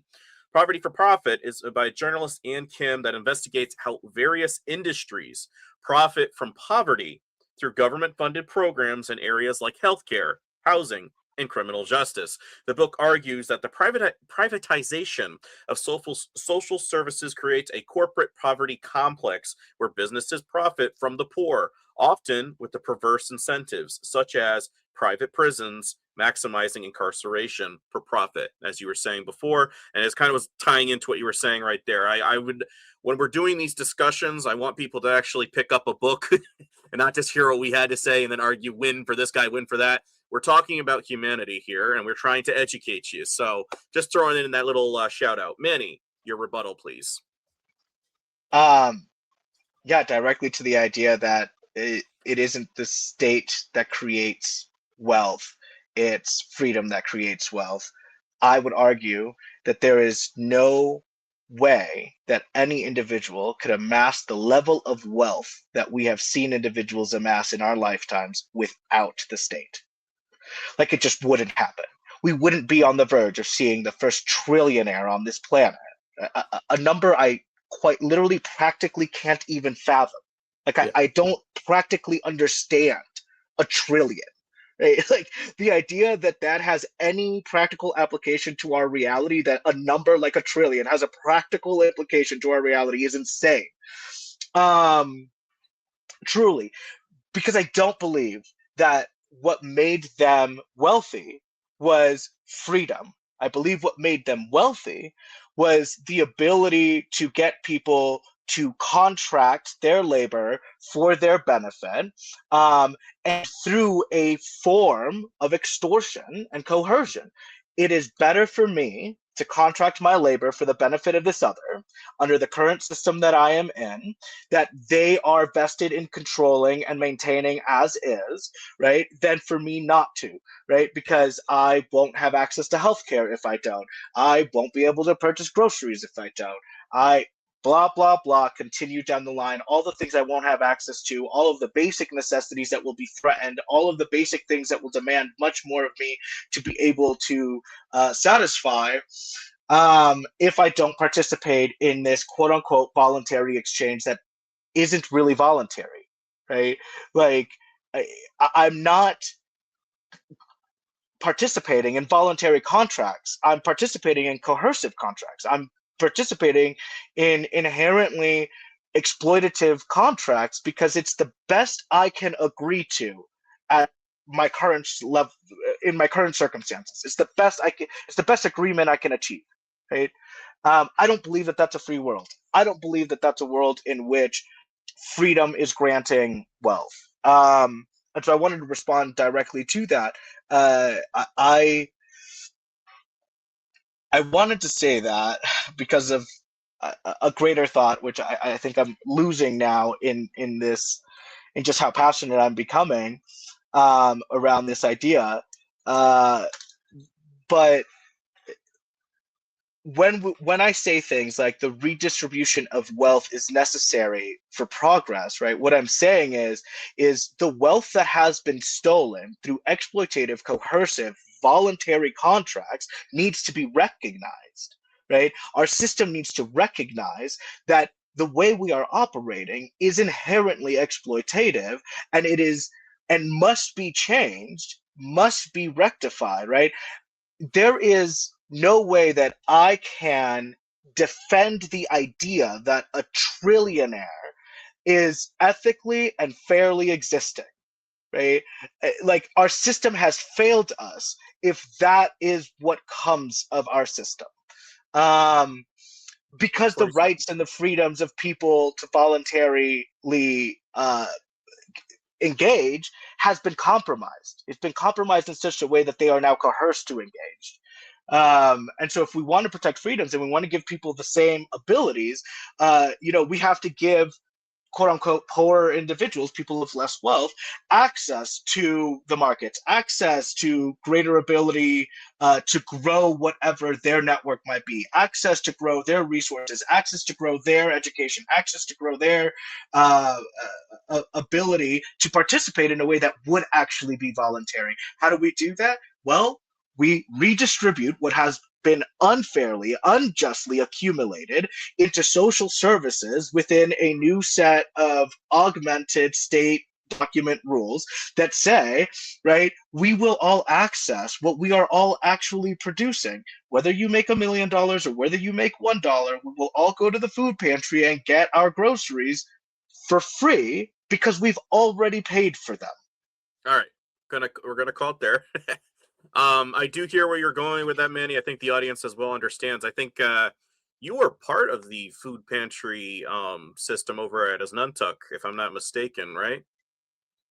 Yeah, I volunteered at the local food pantry at the college that I attended, and Yep. I continue to volunteer here at my local food pantry, and I also benefited from both of those pantries, Yep. and will continue to, because one There's thing also I'm not going to there's a do cap, is subscribe to the shame of access to the things I've paid for. right? But there's also a cap of how much people could take away. So Manny, this what he gets here is the responsibility to the whole. Tim, it's the responsibility to my conscience. Basically, if I am not being met with this contract or proposed solution, then I have the full right to walk away as my own sovereign individual. And Manny is saying, well, I think there is a fair thing to say that if somebody's exploited everybody, it is only fair to give back that money to basically a Robin Hood scenario or a Bernie Madoff. Like, why did they make an example out of him? Because he didn't rob the average Joe. He went after the 1% to 2%. There's something to be said for that. And I do give some credence to what you're trying to imply with that, as opposed to like, oh, you just want to eat the rich. No, I'm just saying if they got it was their exploitative means, that should go back to some of the people because you really do not need that much. So why both sides might talk a little bit past each other. And now, again, this is what's orchestrated here. I think, if anything, we found a lot of commonality. But because they operate a little bit on different levels, the pragmatist, Manny, was how do humans live together? The voluntarist, who has the right to command? So one debates consequences and the other debates legitimacy. Tim, I'll let you open with this one because I think, in a sense, you have, in a lot of ways, have agreed with a lot of things that Manny has brought up. Which, to the average listener, they'd probably be like, "I don't know how in the world I would, an anarchos capitalist, why would they be agreeing with all these programs or aspects that you might have agreed with Manny?" Where do you think that you draw the line when it comes to the consequences and the legitimacy? Do you think you agree a little bit with Manny is saying, is give back a little bit to the poor people because the rich really don't need that much? No, that's where we would disagree. To me, the only coercion and theft or exploitation, you want to call it, that's being done is by the state. Because the state is the one taking through force whatever it wants. And you can say, well, it's democratically voted on, and taxes are determined through a democratic process, but it doesn't change the end game. The end game is the state comes to people and takes what it wants, decided on democratically or whatnot. It Right. takes through force. And so I contrast government. You got government here and you got McDonald's. I'm not a fan of McDonald's. I think it's crap food. But government is extortion. You have to give into that system. It's called a social contract, even though I didn't sign shit. Whatever. You have to give into this program. I don't have to support McDonald's at all unless they're getting money from this government that's already stealing money. And I think that's where a lot of people have the problem with these rich people.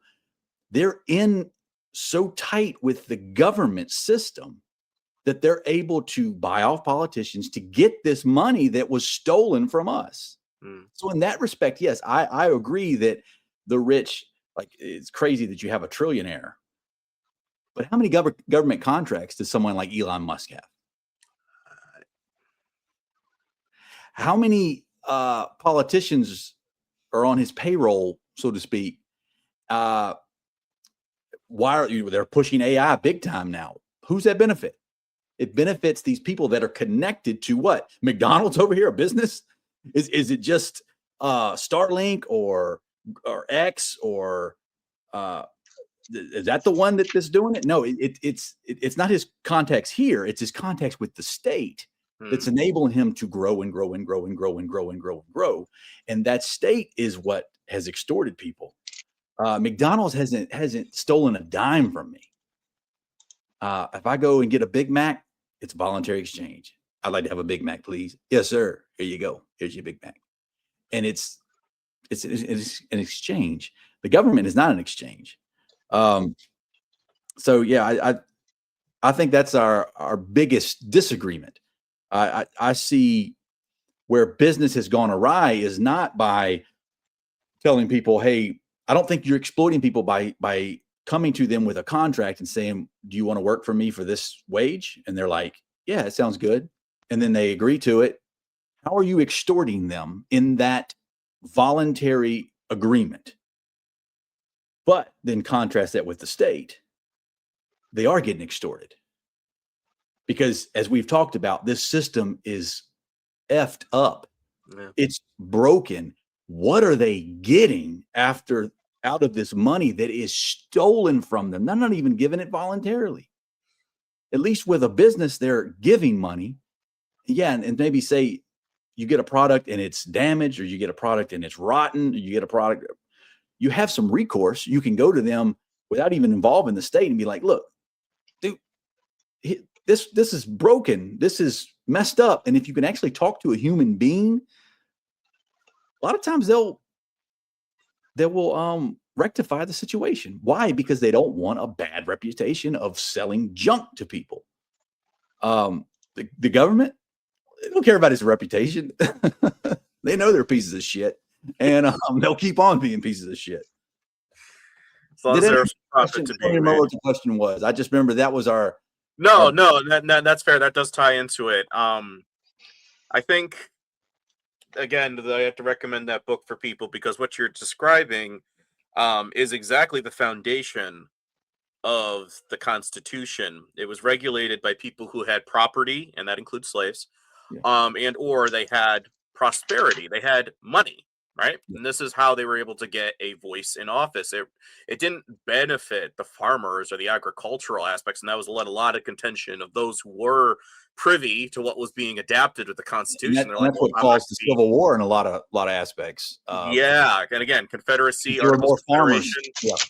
Yeah. So if you guys want that book, the an economic interpretation of the United States Constitution by Charles Beard. It's an excellent book to just kind of look into that. For me, it was like, oh, duh. Now I finally get what the Confederacy aspect was. Not necessarily I was advocating for the slavery aspect, but the arguments of, yeah, the states had a little bit more regulation before it became a federal franchise. I'll read 2 quotes, then I'll let Manny respond. The positive testimony of history is that the state invariably had its origin in conquest and confiscation. No primitive state known to history originated by any other means. Albert J. Nock. And then we have Randolph Bourne, who said, war is the health of the state. It is automatically sets in motion throughout societies these irresistible forces for uniformity, for passionate cooperation with the government, and coercing into obedience the minority groups and individuals which lack the larger herd sense. Manny, your response to what was said by Tim, basically as well what I have here at the original question, how they talk past each other, the pragmatist, how do humans live together, while the voluntarist asks the question, who has the right to command? So one debates the consequence. Sorry, this one way further down. Where is it? So, sorry. Your response to what Tim said. Let's put it that way. I seem to have lost my bookmark here. There it is. Yeah. So in direct response, how is it theft to agree to contractual terms with another person voluntarily or seemingly voluntarily? And I think seemingly voluntarily is the wording I would use towards my point. If I have, let's take a hypothetical, but we can extrapolate it because it's an example that is found in real life. If I have a piece of land and it has oil on it, and I start pumping that oil and I start selling that oil, and I get great benefits in wealth income from that oil. None of my neighbors have access to that oil. None of my neighbors had land with oil. Now my neighbors are seeing that I have the ability, if they work with me, right, to give them a better life than what they currently can do on their own, simply because I bought land that had oil on it, most of the time without even knowing that that oil was there, right? And I say to them, I'm going to trade you your labor for this wealth. Do you agree? Okay, this is the first form of taxation. The first form of taxation is a labor tax. I'm going to give you access to a portion of what you produce. You're going to give me the other portion of what you've produced for me because I gave you the ability to produce it under me, right? That's the first form of tax. I am going to exploit your labor to my benefit because if I gave you the fair amount of what your production was actually producing for us, I would never make more than you. I would never assume any more money than you, right? Because I would then be equally splitting what my production has produced, what your production has produced, what everyone else's production has produced, and fairly distributing it to all of these people that are collectively producing whatever it is we're producing and collectively benefiting from. The fact that I am gaining, right, means that I am saying to you, I have the ability to grant you this. In exchange for that, you're going to give me a portion of your production as payment to me for giving you the ability. At some point, that has to be seen as coercive. If I am the only one who is able to, I don't know, McDonald's goes into a place, outprices local competition, destroys 10 mom and pops in that region, right? I am now one of only 10 restaurants in that region producing hot, ready-made meals for people that are on the go, trying their best to produce their best lives for themselves.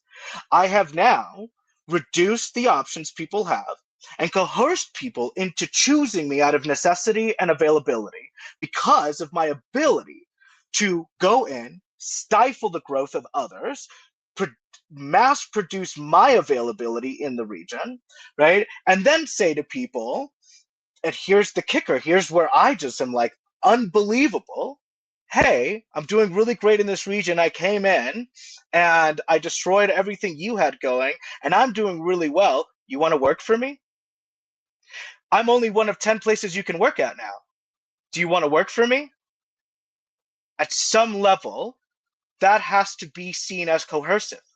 At some level, that has to start to be seen as theft of labor. Now, on the small scale, I don't think that that's what's happening, right?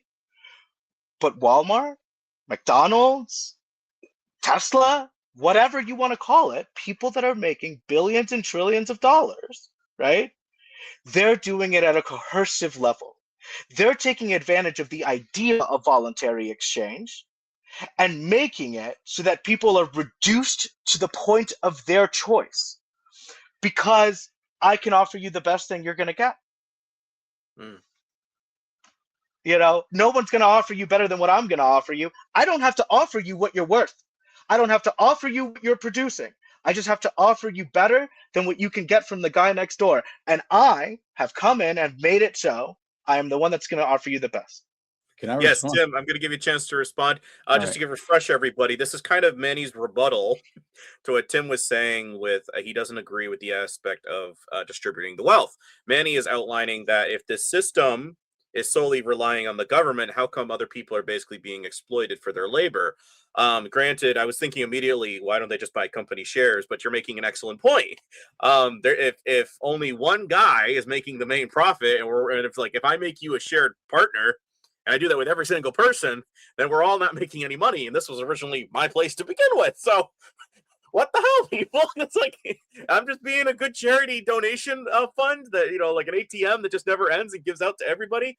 No, but you're also giving out a clear example that if we go too far to this extreme, mom and pops will basically start getting bought out, and we'll get the Amazons. We'll get everybody getting hit really hard during an Amazon crisis situation during C-19. And again, please don't say any V word because I won't be able to post it on YouTube if we go to there.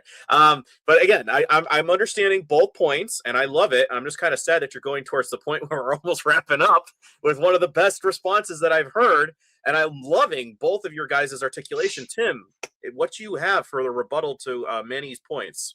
Yeah. All right. Well, I like the example he used of having land and finding oil on it and drilling. What he's missing there is because he mentioned that I'm bringing in laborers now, and they're supposedly going to share in the same amount of percentage that I have. We're going to split it, evenly. But did they spend the money to drill? Did they, are they paying the power bill? Are they setting up the infrastructure around where I found the oil to drill? Are they buying the supplies to drill? Are they, the equipment that it cost? Are they buying all that stuff? Because if so, then that would be more of a partnership. And I would agree with you.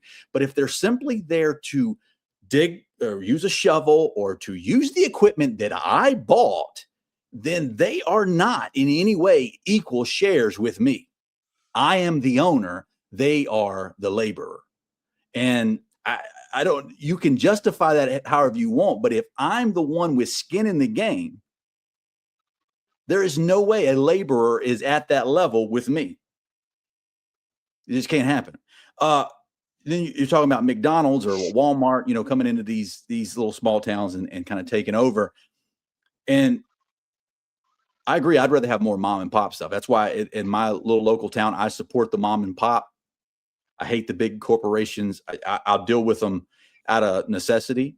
But let's say this, still dealing with them out of necessity, even between corporations, still gives me more choice than the government gives me.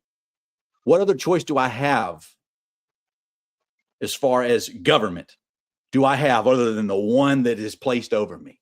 There is no choice. You want to talk about an illusion of choice? An illusion of choice is voting every 4 years. An illusion of choice is this government that we have. I have no choice, no consent whatsoever in it. At least I have some consent at Walmart, because I could go to Target. I could go to whatever. But the reason Walmarts and Target and all these places are able to come and do what they do is they can wade the red tape that government has placed on mom and pop. They have the lawyers to get through all the bullshit. And they have the funds behind them because they're publicly traded to pay the startup costs, to pay the tax. And so they're able to draw mom and pop out because of the right context that they have with, again, the state. And they're able to get through the state's laws and regulations that mom and pop can't. It's hard to own a small business, but then you add on the licensing, the taxes that you have to pay. That's what makes it hard. You want mom and pop to be able to compete with Walmart? Get rid of the regulation, get rid of the red tape, get rid of the taxes for that business. And I guarantee you they'd have a much better chance competing. Now, Walmart might still win out because just because you're a mom and pop don't mean you're good at what you do. So just because a mom and pop store fails doesn't mean that was a bad thing. They might have sucked at what they did. But I am sympathetic to the mom and pops. I try to support the ones that are good. There's a lot of mom and pops that have gone out of business since I've been in this little small town, and good riddance. They sucked. They had no business getting in business. But the ones that are good, I will support them over the corporations. But you've got to understand how the corporations benefit off the state. The state, they're the ones who put the politicians in office. It is their infrastructure. It is. So in that respect, they can exploit somebody. But who is the bigger exploiter? Who is the bigger bully on the block? The corporation or the state? My argument is the state. And going back to the whole drilling thing, I mean, I took the time to drill. I took the time to buy the equipment. The infrastructure. There ain't no way a laborer is going to come in and make what I make. Sorry. That's crazy. Just one thing, because we only got 2 points and you guys wanted to be out at least by a 2:15-minute mark. So we literally have 2 points. I'm going to say this before and tie this into Manny's response. The traditional pragmatist, Manny, authority isn't perfect, but it's necessary. Refine it. The moral voluntarist, authority without consent is a category mistake. Abandon it. Manny, your rebuttal to what Tim just said.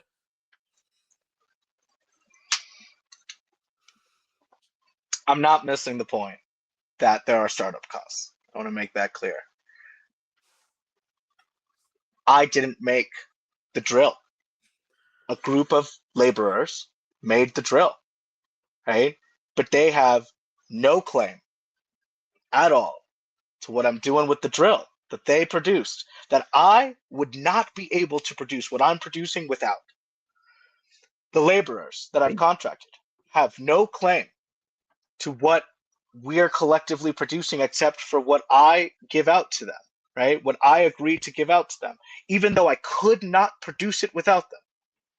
I would just be sitting on oil. Right? So I am incapable of commodifying any resource that I have without other people's involvement. Flat out. Right? And so the idea that somehow through ownership, through state protected ownership, private ownership. So now the state's good for you. Through state protected ownership, right? That I have the claim to say, this thing that we're all collectively producing, it's solely mine, and I'm going to give you a portion of that production's wealth. The only way that happens is through the way that we've written our state documents, right? It's why we get millionaires, trillionaires, so on and so forth, right? We talked earlier about giving people the same access and ability as those who have amassed wealth. Well, that would be things like, yeah, removing the red tape, right? Not just removing the red tape, giving them access to wealth. I'm sorry, but I don't know a story of a single trillionaire or billionaire that got there without some kind of massive series of loans, right? Or just seriously already having the wealth to do it, right? But if we're not giving people that access to that wealth, then we can't say we're giving them the same abilities. We can't say we're giving them the same freedoms. We can't say we're giving them the same opportunities and the same voluntary ability to engage, right? So I will not defend the idea that anyone can get there without, I mean, to use your own arguments, your own words, the monopoly of force through state enforcement, right? I think we're in agreement here. We live in an oligarchy. We know this. We know this. Okay, so now the exploitation of labor, right? Why is this a component? Well, if we say something like, well, the politicians are paid for by big corporations that then benefit them, okay, we're living in a system under which politicians can be laborers of corporations doing biddings on their behalfs, right? I am McDonald's. I pay 10 politicians. They essentially represent McDonald's above all else while they are in office, right? They are laborers of McDonald's. Why would a politician agree to be a laborer of McDonald's when they are meant to be acting in good faith as representatives? Why? Because it's the best they can get, right? Oh my God, I've been offered this incredible opportunity. I'm going to be able to create a life for myself and my family and my loved ones and those immediately around me if I become an essential laborer of McDonald's. At what point are we not saying that those people were coerced to make that decision? If they had the ability, right, to create a life for themselves to the magnitude that Walmart or McDonald's, we keep falling back to these, but any one of these many corporations could offer them by being a politician on their behalf, right? They wouldn't, is my belief, right? I wouldn't choose to work at McDonald's to represent McDonald's if I had the ability to make that life for myself without having to work for McDonald's. Right? Okay, let me Like, just, Manny, if I could, because one, we're close on time. I'm trying to do this within 13 minutes, and I think I can sum it up exactly with what you're trying to say. In true in alignment with the traditional pragmatist, Manny is basically saying if the wealthy guy is already to start out with his venture because he's already accumulated wealth upon being born, then he doesn't have the option of, or he doesn't necessarily have to go the route. I want to work at McDonald's and then eventually achieve my dreams. We're having other people basically saying, I have to go work for the man, the corporation, authority. And as imperfect as it is, I think we should refine it because I don't feel like I'm being equally represented here.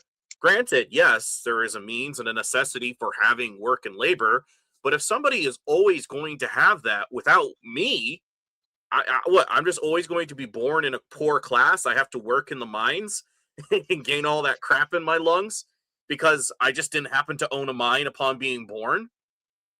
I think that's kind of what Manny's trying to say. Whereas the moral voluntarist, authority without consent is a category mistake. We need to abandon it. Basically saying, you know what? I think the problem here is that while these corporations already exist, they're in bed with the state, with a harlot ideology. And this ideology, I think we both are agreeing on all scales, is flawed.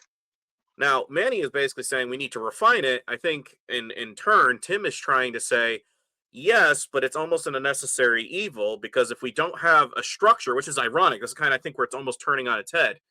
If we don't have a structure in play, I'm not going to make any capitalism here. I'm not going to accumulate anything. And if I'm the guy in charge and I'm the one who's basically keeping the lights on, nobody's going to have a opportunity at having a job.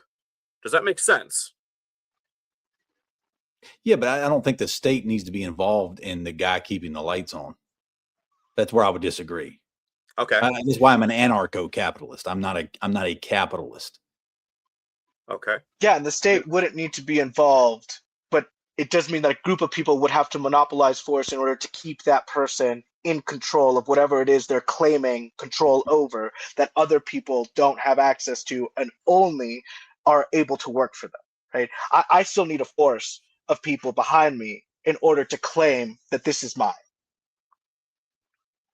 So basically, Tim, if I may, I own a diamond mine, but I'm going to go send a whole bunch of black Africans to go and retrieve my resources. I walk the streets of London and I go to the jewelers and I make all these big corporate deals, and these people are getting caught in freaking mine collapses. I don't care what happens to them. I mean, I own the property where the diamond mine is on. What happens to them? Well, they're lucky to have a job, aren't they? And thus exploitation happens with the corporation. Is that fair to say, Manny? Kind of what you're implying a little bit, maybe more extreme. Yeah, I mean, yeah, but I think the crux of what I'm getting to is that the reason I believe collective state enforcement agencies are the moral choice as opposed to something that is more stateless is that we inherently only have one right in this being, and that's the right to do whatever you want and your ability to defend to do whatever you want, right? And so if I start harming my neighbor, there's probably going to be a collective of people, whether there's a state or not, right, that are going to organically stop that harm from happening unless they're benefiting from the harm, right? Unless they're benefiting from the harm, right? And they're going to stop that from happening, right? But if I have something that I'm saying is mine, a piece of land with oil on it, and I'm disproportionately benefiting from it, and all of my neighbors are living in squalor, it is only a matter of time before organically they come for me, right? They're going to want a piece of whatever I've got, right? And so my only right that I have is the ability to defend my ownership of it, right? The most effective way to defend your ownership of it is with state backing, right? Without a state-backed force, you're reliant only on the force that you can produce to keep the claim on what you're saying is yours. But my disagreement would be the people that I've got an oil operation and everybody around me is poor, so they decide they're coming for me. How is that any different? Them collectively deciding they're coming for me than the state. Because so collectively decide we're going to steal, and what the state says is collectively we're going to steal. Like right, what is it? So time for a second. I don't see it as theft. Gentlemen, if we need to, can we go to 2:30? The latest. Yeah. I want to make sure everybody's being heard. Huh? If it's all right with Manny, if he's short for time, then I understand too. Because I literally have one more point, and you guys can hash this out for a couple more bars. But I just want to make sure that I'm not going to be taking away from somebody's schedule. And again, I know you don't want to go to I can go an additional half hour. Yeah. Okay. All right. Continue with your rebuttal, Manny. Sorry. Just wanted to clarify for both gentlemen. So the difference, I think, is how we classify theft, right? This is, I think, the difference, right? And the classification of something, it eventually comes down to some kind of social agreement, right? How do we make a judgment on what is theft and what isn't theft without a social agreement that says, under these parameters, this is considered theft. Under these parameters, this is not considered theft, right? And so I would argue for a system that has a set of clauses that says, if you are disproportionately benefiting from something that multiple people have to be involved in order to produce, maintain, and continue growth of, right, that your claim to it should be limited, right? That collectively, this is a moral imperative to recognize that I have no greater right, that I have to humble my ego to some extent, that I have no greater right to this benefit than everyone else that's helping produce this benefit, right? And so at some point, the idea is that state documents can be written to say, after a certain point of need, of something that is being produced, that thing should be recognized as something that is publicly beneficial and shared in its responsibility, in its risk management, in its continuation, in its growth. That the idea that one person would lay claim to it, right, is somehow inherently immoral. In fact, I can argue that it's inherently immoral just by human behavior to anyone who would want to do that without the protection of the state. They would be slaughtered and their oil would be taken, right? Like organically, humans would just choose, screw this guy trying to tell us it's his oil, right? We're all working here. Okay, so let me Then use they would be another acting- analogy, they would if I be may, acting Tim. as a state, So let's say this collectively one guy. monopolizing force.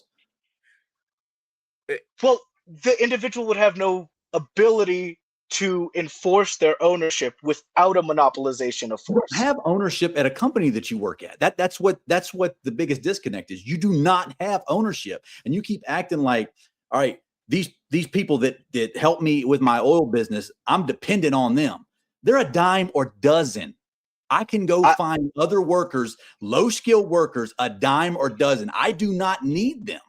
I don't. I'm sorry. That's just the reality of the world. If you want to better yourself, be something other than a low skilled worker. That's harsh, but that's the goddamn truth. Oh, I'm If you're a low skilled worker, you are a dime a dozen, and there is nothing. You ain't got nobody by the balls. So hold on. As someone who has started businesses and runs businesses, I understand exactly where you're coming from. And in fact, it's the world I live in and function under. I structure contracts all the time with people. Am I structuring a contract that is fair to their production under the expectations of this system? Sure, but under the expectations of a differently formed system, no, right? And under the expectations of a differently formed system on the other end, perhaps, even better than this one, right? But are they agreeing to it? Are they voluntarily agreeing to it? You can write a contract that benefits you more over the other person, but if the other person is stupid enough to sign it, then what is the problem? What is the harm? My point here is that there is always a monopolization of force. There is always a monopolization of force. No one can claim ownership over something without force behind it. And the reason I say that is because history has shown us time and time again, large or small scale, right? Yeah. No one will maintain ownership of anything for a long period of time without a monopolization of force protecting their ownership of it. When I can critique that a little bit, I agree with the force aspect. I believe that things need to be defended, but the difference being when you have multiple people defending multiple things, that it's not a monopolization anymore. That's different people defending their own stuff. The monopolization on force is when you consolidate it to a collective force called the state. That's what I call the monopolization on force. When you just have people that are able to use force to protect themselves, that's not a monopoly. It's a competition. If you want to look at it that way, it's kind of morbid, but it's not a monopoly. If we're taking this on a small scale, if we're taking this, and forget federal, if we're taking this on a small scale, back to my hypothetical of I've got a piece of land, it's producing oil. I'm in a town of 100 people. Now, we start to get a lot of benefit from this oil, and people start working for me. People are happy under this. It's great. I start to amass a ton of wealth over time. People are now growing discontent with the disparity that is happening right in front of them. We're now getting strikes. My oil is not being produced. I have to import people from other towns around me. Like, these are all of the sort of business difficulties that I have to manage in order to keep the production going so that I might continue to have sole majority benefit of the thing that's being produced. Okay, eventually the town has had it. And 30 of them have decided to come and try and take it from me. They're just going to kill me. They're going to French-style guillotine me in the streets. Okay, 30 of the 100 have decided we're done with this guy. We're done with his ego. We're done with the idea that somehow he has greater ownership to this. We all need it, right? And they've just decided amongst themselves. So they have this small governing body making this collective decision towards this action. Thankfully, You know, we don't have a federal government here, and we don't have anything else. But you know what I do have is I've had the ability to employ people to function on my behalf. I have 40 people, right, that are going to protect my ownership of this. And I govern how those 40 people work and what the conditions under their work are and when they have to step in for me. And we have a set of agreements, papers, that document all of this. That is a state. I have just created a state, and now there is an enemy state that is coming for me. The only right I have is for my state to protect itself in its ownership and claim for ownership over this thing, right? Now, I can take that up many levels and we get to the federal level, or I can keep it local. It doesn't change the way humans behave under state agreements. We will always exploit if we are able to exploit. The hope of a larger scale collective state is that we can create a set of documents that will curve the immoral imperative of what we have seen as human nature and say these things won't happen, right? We're going to create a set of documents that say these things can't happen. We're only going to be able to get so far each time we continue to change them, because whoever is currently benefiting from the system as it is the most is going to want to keep it as much as close to that as possible, right? And so we can hope for systematic, slow, progressive change towards something that is better. If we are not doing that, then we just have a bunch of bullies who are able to defend their right to ownership and claim, and a bunch of people who aren't, who are just being exploited. That is my view. All right, last thing. Can I answer that real quick? Because I think the 30 people that decide to form a posse and come after the guy are the bigger bullies, because they think they somehow have ownership over something that a guy, whether you want to talk about land ownership or what, he spent his money to clear it, whatever, get it straight, dig, and then set up the infrastructure around it to have it where it would produce oil. So you're saying these 30 people have a right to now kill this man because when they didn't do anything? That's not what I'm saying. It's what they've decided. I know. But I'm saying, who is the bigger piece of shit? The 30 people or the guy that's being like, all right, we got to get a posse, we got to defend this? Okay, but if you're saying we need to provide everyone with the same amount of freedoms in order to voluntarily engage in this, the other people didn't have the land with the oil. The other people didn't have the money or capital to field in life. There is no this idea of the other people level playing field is ridiculous. The other people didn't have the capacity to produce a drill, even if they had oil on their land, right? And so you're not going to have we're not giving them the same opportunity or ambition, or some of it's just dumb luck, and that's I agree. Yeah. I agree. And just like some people, right, will choose to engage in a system that is voluntary, will choose to advocate for their own agency, will choose to participate in their local decisions, will choose to participate on their school boards and their city councils and their county commissioners, and even on a federal level, messaging their representatives and voting for them or whatever. Some people will choose not to engage. Some people will choose to let other people make decisions for them. Some people will lack the ambition to engage. Some people will lack the desire to engage. Some people will lack the ambition and desire to start a business. It's the same voluntary system we're describing in two different sort of realms. It's funded through theft. My business, my oil business, is not funded through theft. It's funded through voluntary exchange. Your government is funded through theft. It cannot exist unless it puts guns to people's head first. It's a big difference. Wow. And I'm claiming that while an argument can be said that what I'm producing can't exist without me first having the ambition, desire, and follow through to begin producing it, I would say also, from my view, some labor theft has already occurred in order for me to be able to do that. Because again, I didn't produce the drill myself, but aside, you paid for it. I understand, but I paid for it to a guy who benefited disproportionately from it by the laborers that then produced it. Insane. That is insane. If I make something and I sell it to somebody for a certain price, why do I get like future investment on the damn thing? I sold it for this price at the end of transaction. What you do I with understand. it is your business. And if you make money off of it, you ain't going to send me another check because you made money off of something that you already paid for. Look, I got you. Okay, I got you. Some people are better at sales. Some people are better at negotiations. Some people have greater aptitude towards business and are going to do the best that they can towards it. Some people don't have those capabilities or abilities. Some people don't want them. I get it. I'm with you. That aside, my argument being, there is no business that would be able to maintain itself without force. So while you're saying that the government will use force to establish its legitimacy, I am saying that any claim to ownership will have to validate its ownership through continuous force to maintain it. That it might start as unchallenged. It might start with no one claiming ownership, but inevitably people will come for you and you will have to use force to maintain it. And my let me use this argument is analogy. those Let me use people this who come analogy. for you are the examples of the state that I am railing against.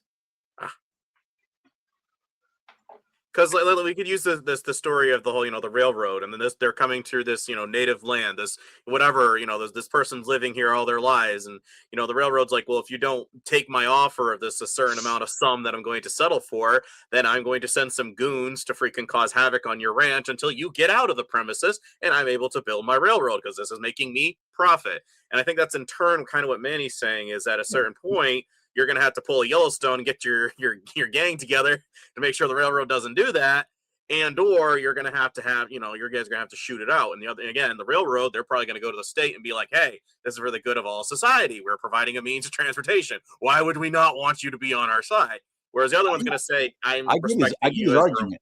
But I wish he could understand what I'm saying is who initiates the force first in that situation. Is it the guy who owns the business or is it the people who come for it? Who is the one enacting force? Then they are the ones who is more like the state. Legitimate question.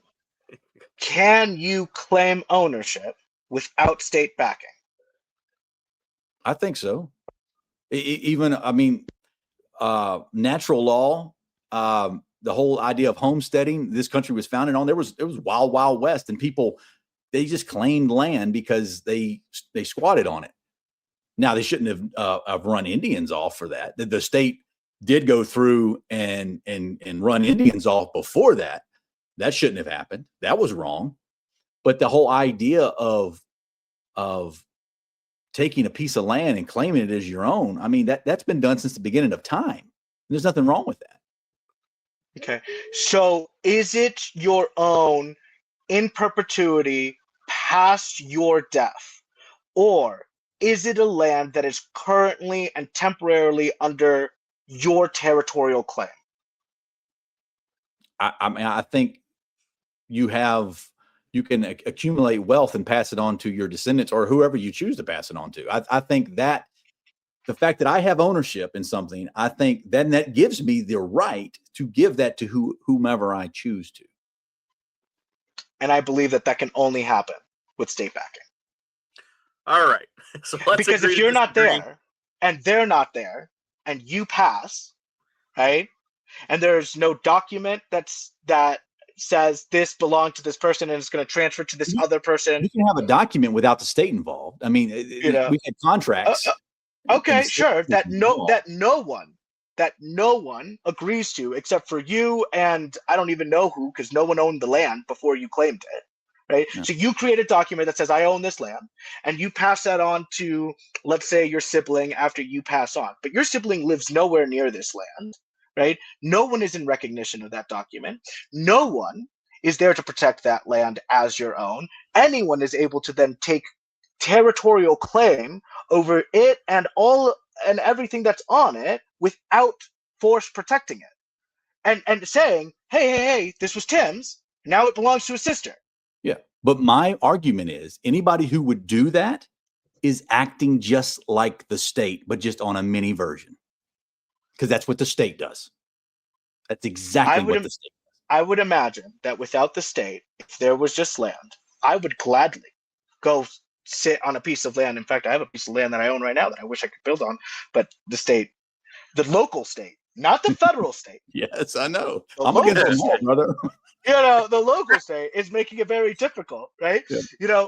I would gladly go out there, start building my thing, have a great life, whatever. I pass on. Someone else is strolling through that area, right? They see a house that's already built, that's currently uninhabited. No one is there.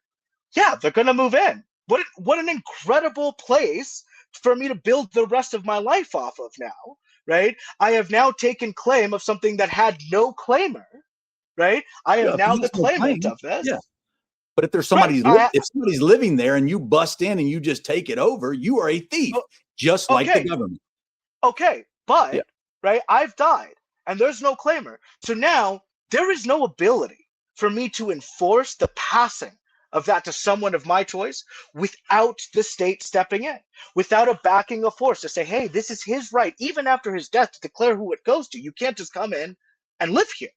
If I may, Manny, would you concede at least to this point? And I do have to sum it up, gentlemen, unfortunately, because both of you told me you want to keep it within a certain time frame. So I'm trying to be respectful of that, while at the same time letting both of you guys get your points across. Would you say it is fair, though, if at least two people sign this documentation of witness, that would be accepted as opposed to having a state enforcing it? Would you say that would be a fair concession? My claim is that is a small state that is recognizing something outside of those parties. Also, that state only has the ability to enforce the legitimacy of that document to others who would challenge it through force. If a group of 10 people challenge the 2 people who are in recognition of that state, they would lose their rights to it, because the only real right we have is to enforce our ability to do what we wish. It's the only real inherent right we have as beings. Yeah. All right, but take us to a bigger example. The United States, we've got a contract that says that collectively we own this or whatever. I don't know who owns it, but anyway, let's say China invades, takes it over. I mean, that's basically your argument that, well, now they own it now because legality, another state, a bigger state came in and took it. So my point is that's wrong.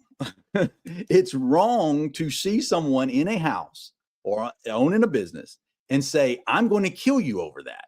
That is wrong. And that's what we have to get in people's heads. We have to enlighten ourselves to be like, that is wrong. And so therefore it's wrong if the state does it too.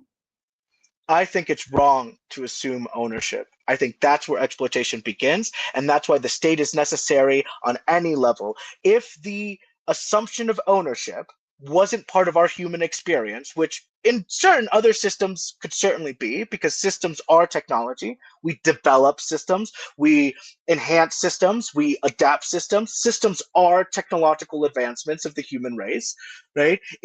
We can imagine a system in which ownership isn't a component of that system, then people wouldn't be in competition because there's nothing to compete for, right? So other states wouldn't be invading other states and now that's not the world we live in. Yeah. I'm not even proposing that that's the world we live in.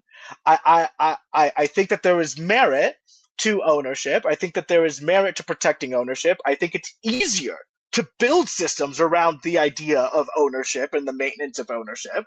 It's easier to create documents that we can all agree on if we all have the ability to own something. Yeah. I can go with you in a minarchist sense to say, if we only had a state that went after true criminals and that protected life and property, I could get behind that. If it was voluntarily funded. So I want a state that protects life and property. I also want a state that enhances access and promotes engagement. There are people that are different capabilities, different ambitions levels, different just different abilities, right?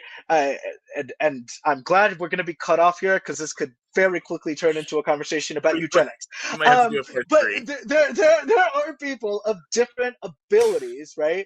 And I want the state, and the reason I'm a proponent of the state, the reason I'm a moral proponent of the conclusion of the state, is I want the state to be able to enhance agency and to be able to enhance engagement and resource access in order for people that are less capable or just have less drive for whatever reason, chosen or not, right, to be able to engage at a level that is still inclusive of them, that they're more difficult to take advantage of, to exploit, to coerce into decisions that seem voluntary, but in reality they become dependent on and can't get out of.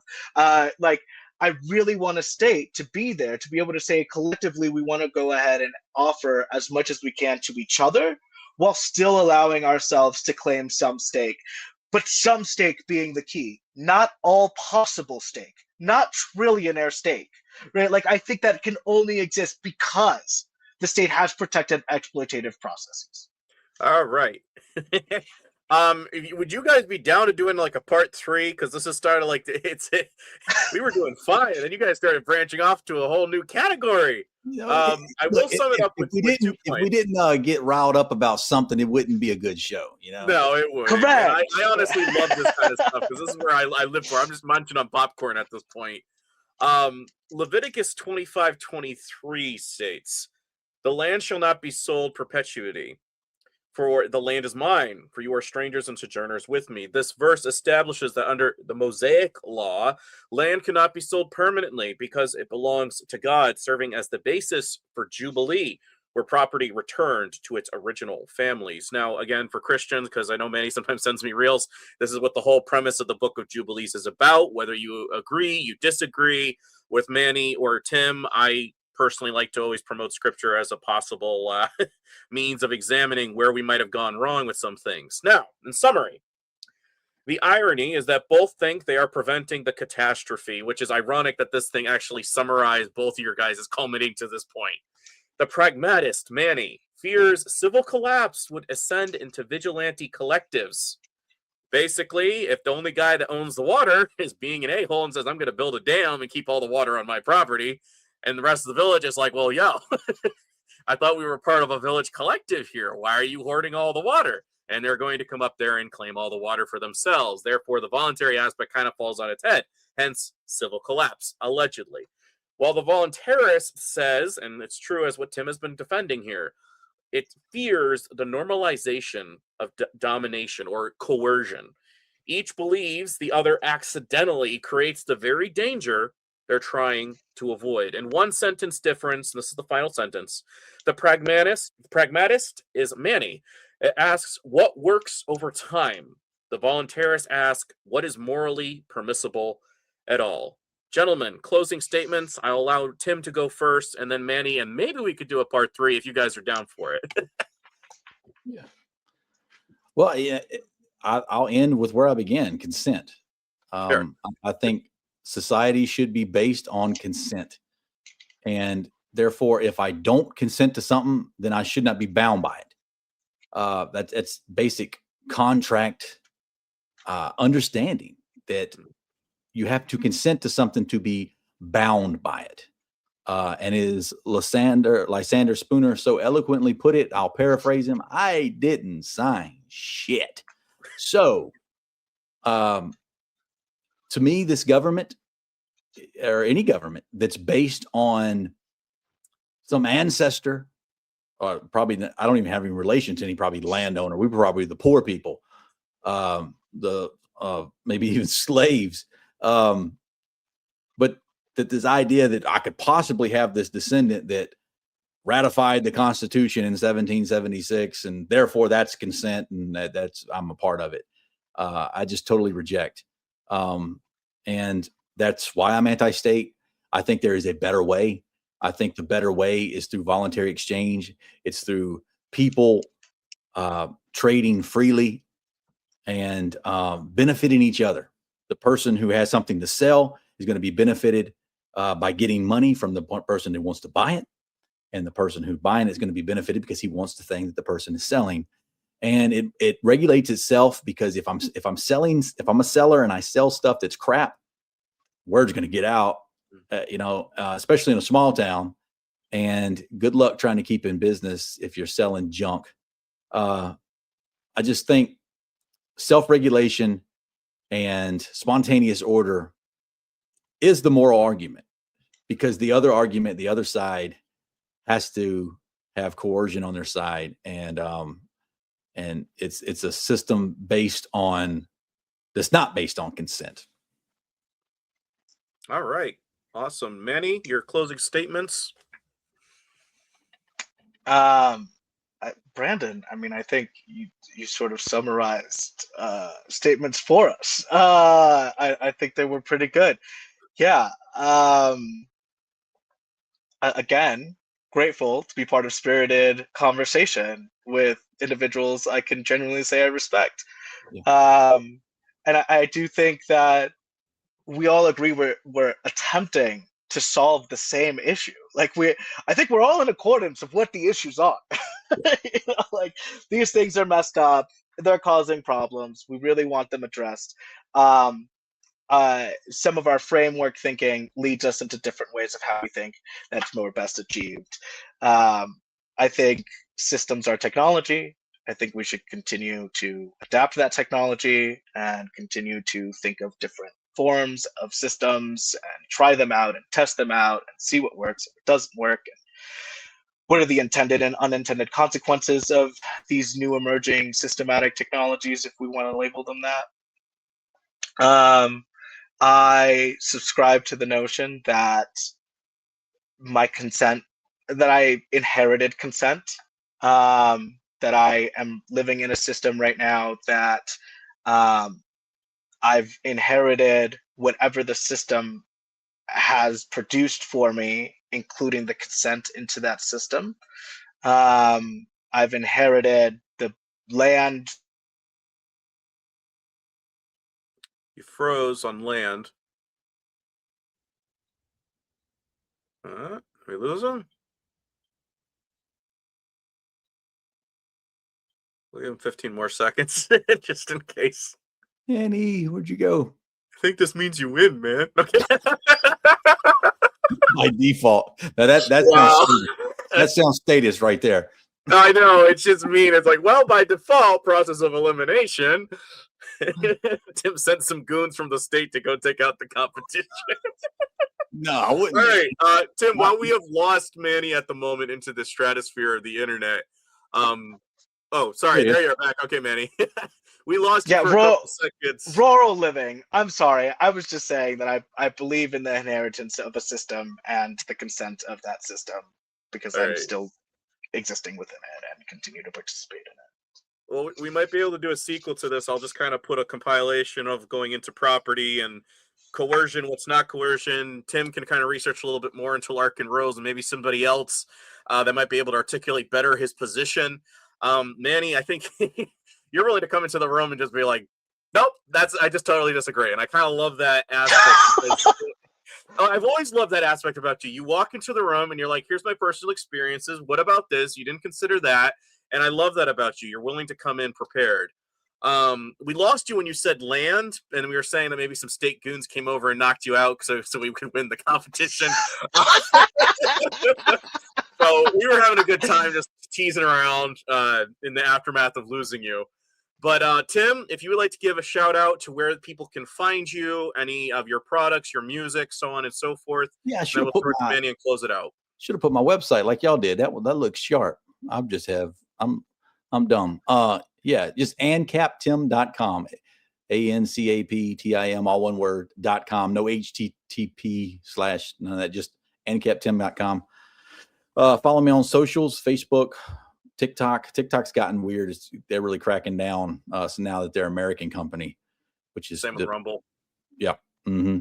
But actually the more free of the ones now is Meta of Facebook and Instagram, seems to be, for me anyway.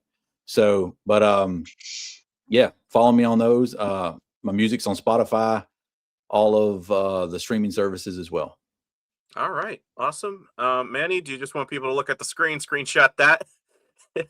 Yeah, screenshot it. slvtspot.org if you want to support some of the community building efforts we're doing out here in southern rural Colorado.